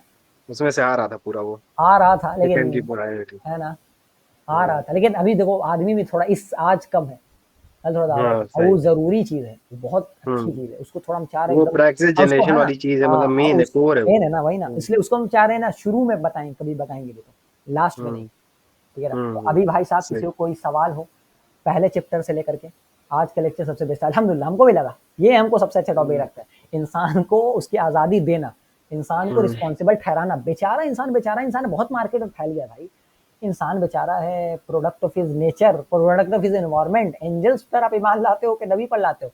बेचारा इंसान फंस गया। अभी जब दोनों तरफ से करेक्ट किया जाएगा कि हाँ एनवायरनमेंट का भी है और ऊपर का भी, तब और मजा आती है अभी आगे वाले चैप्टर से। आगे आएगा, आगे आएगा, बहुत मजा आएगा, ठीक है ना। तो बने रहिए, तो मजा आएगा, ठीक है ना। तो ये अच्छा बात हो गया, आज आज तो मजा आ गया। आज थोड़ा ज्यादा भी लगा फास्ट एंड फ्यूरियस। हाँ तो भाई हमको डर लग रहा था कि आज असल भी में कहीं हम फास्ट लोग एंड ज्यादा ना फ्यूरियस, फंस जाए। फास्ट एंड फ्यूरियस वाला मामला थोड़ा सा इस वजह से लग रहा है ना, क्योंकि बीच में जो चीजें हम लोग छोड़े वो बहुत चीजें पुरानी। छोड़ने वाली थी इसलिए छोड़े, ऐसा नहीं है कि हम लोग को वो मतलब टाइम की किल्लत की हम्म, वजह से नहीं बता रहे हैं। सही बात वो है, चीज छोड़ने वाली है तो छोड़ दे रहे हैं। सही बात है, क्योंकि उसमें भाई साइंटिफिक चीजें थी ना। वो मतलब साइंस की बारे, कोई रिसर्च पेपर का कुछ उसमें टुकड़ा डला हुआ है, तो उसमें हम क्या हम्म बताएंगे। उसमें आप हम्म खुद पढ़ लीजिए, आप खुद समझ में आ जाएगा। उससे आप इससे अच्छा पढ़ लोगे किताब, बहुत सारी है, डिवाइन रियलिटी है एथिज्म के रद में, हाँ। तो बहुत सारी अलग से सारी चीजें, ठीक है ना। तो आप समझ में आ जाएगा।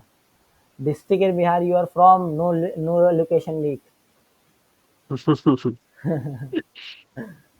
है ना। तो ये चीज़ है। सवाल तो है नहीं, बट अगर पॉसिबल है तो रूह पर रोशनी डालना कभी। रूह पर रोशनी देखिए अभी तो खत्म हो गया है।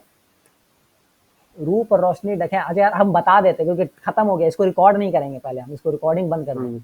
लेकिन लोग फिर बोलने लगता बहुत अजीब लग रहा है। तो ठीक है भाई, अभी रिकॉर्डिंग में बंद कर लूँ, उसके बाद आपको बताता हूँ अलग से। चलो अस्सलाम वालेकुम रिकॉर्डिंग्स वाले हजरात।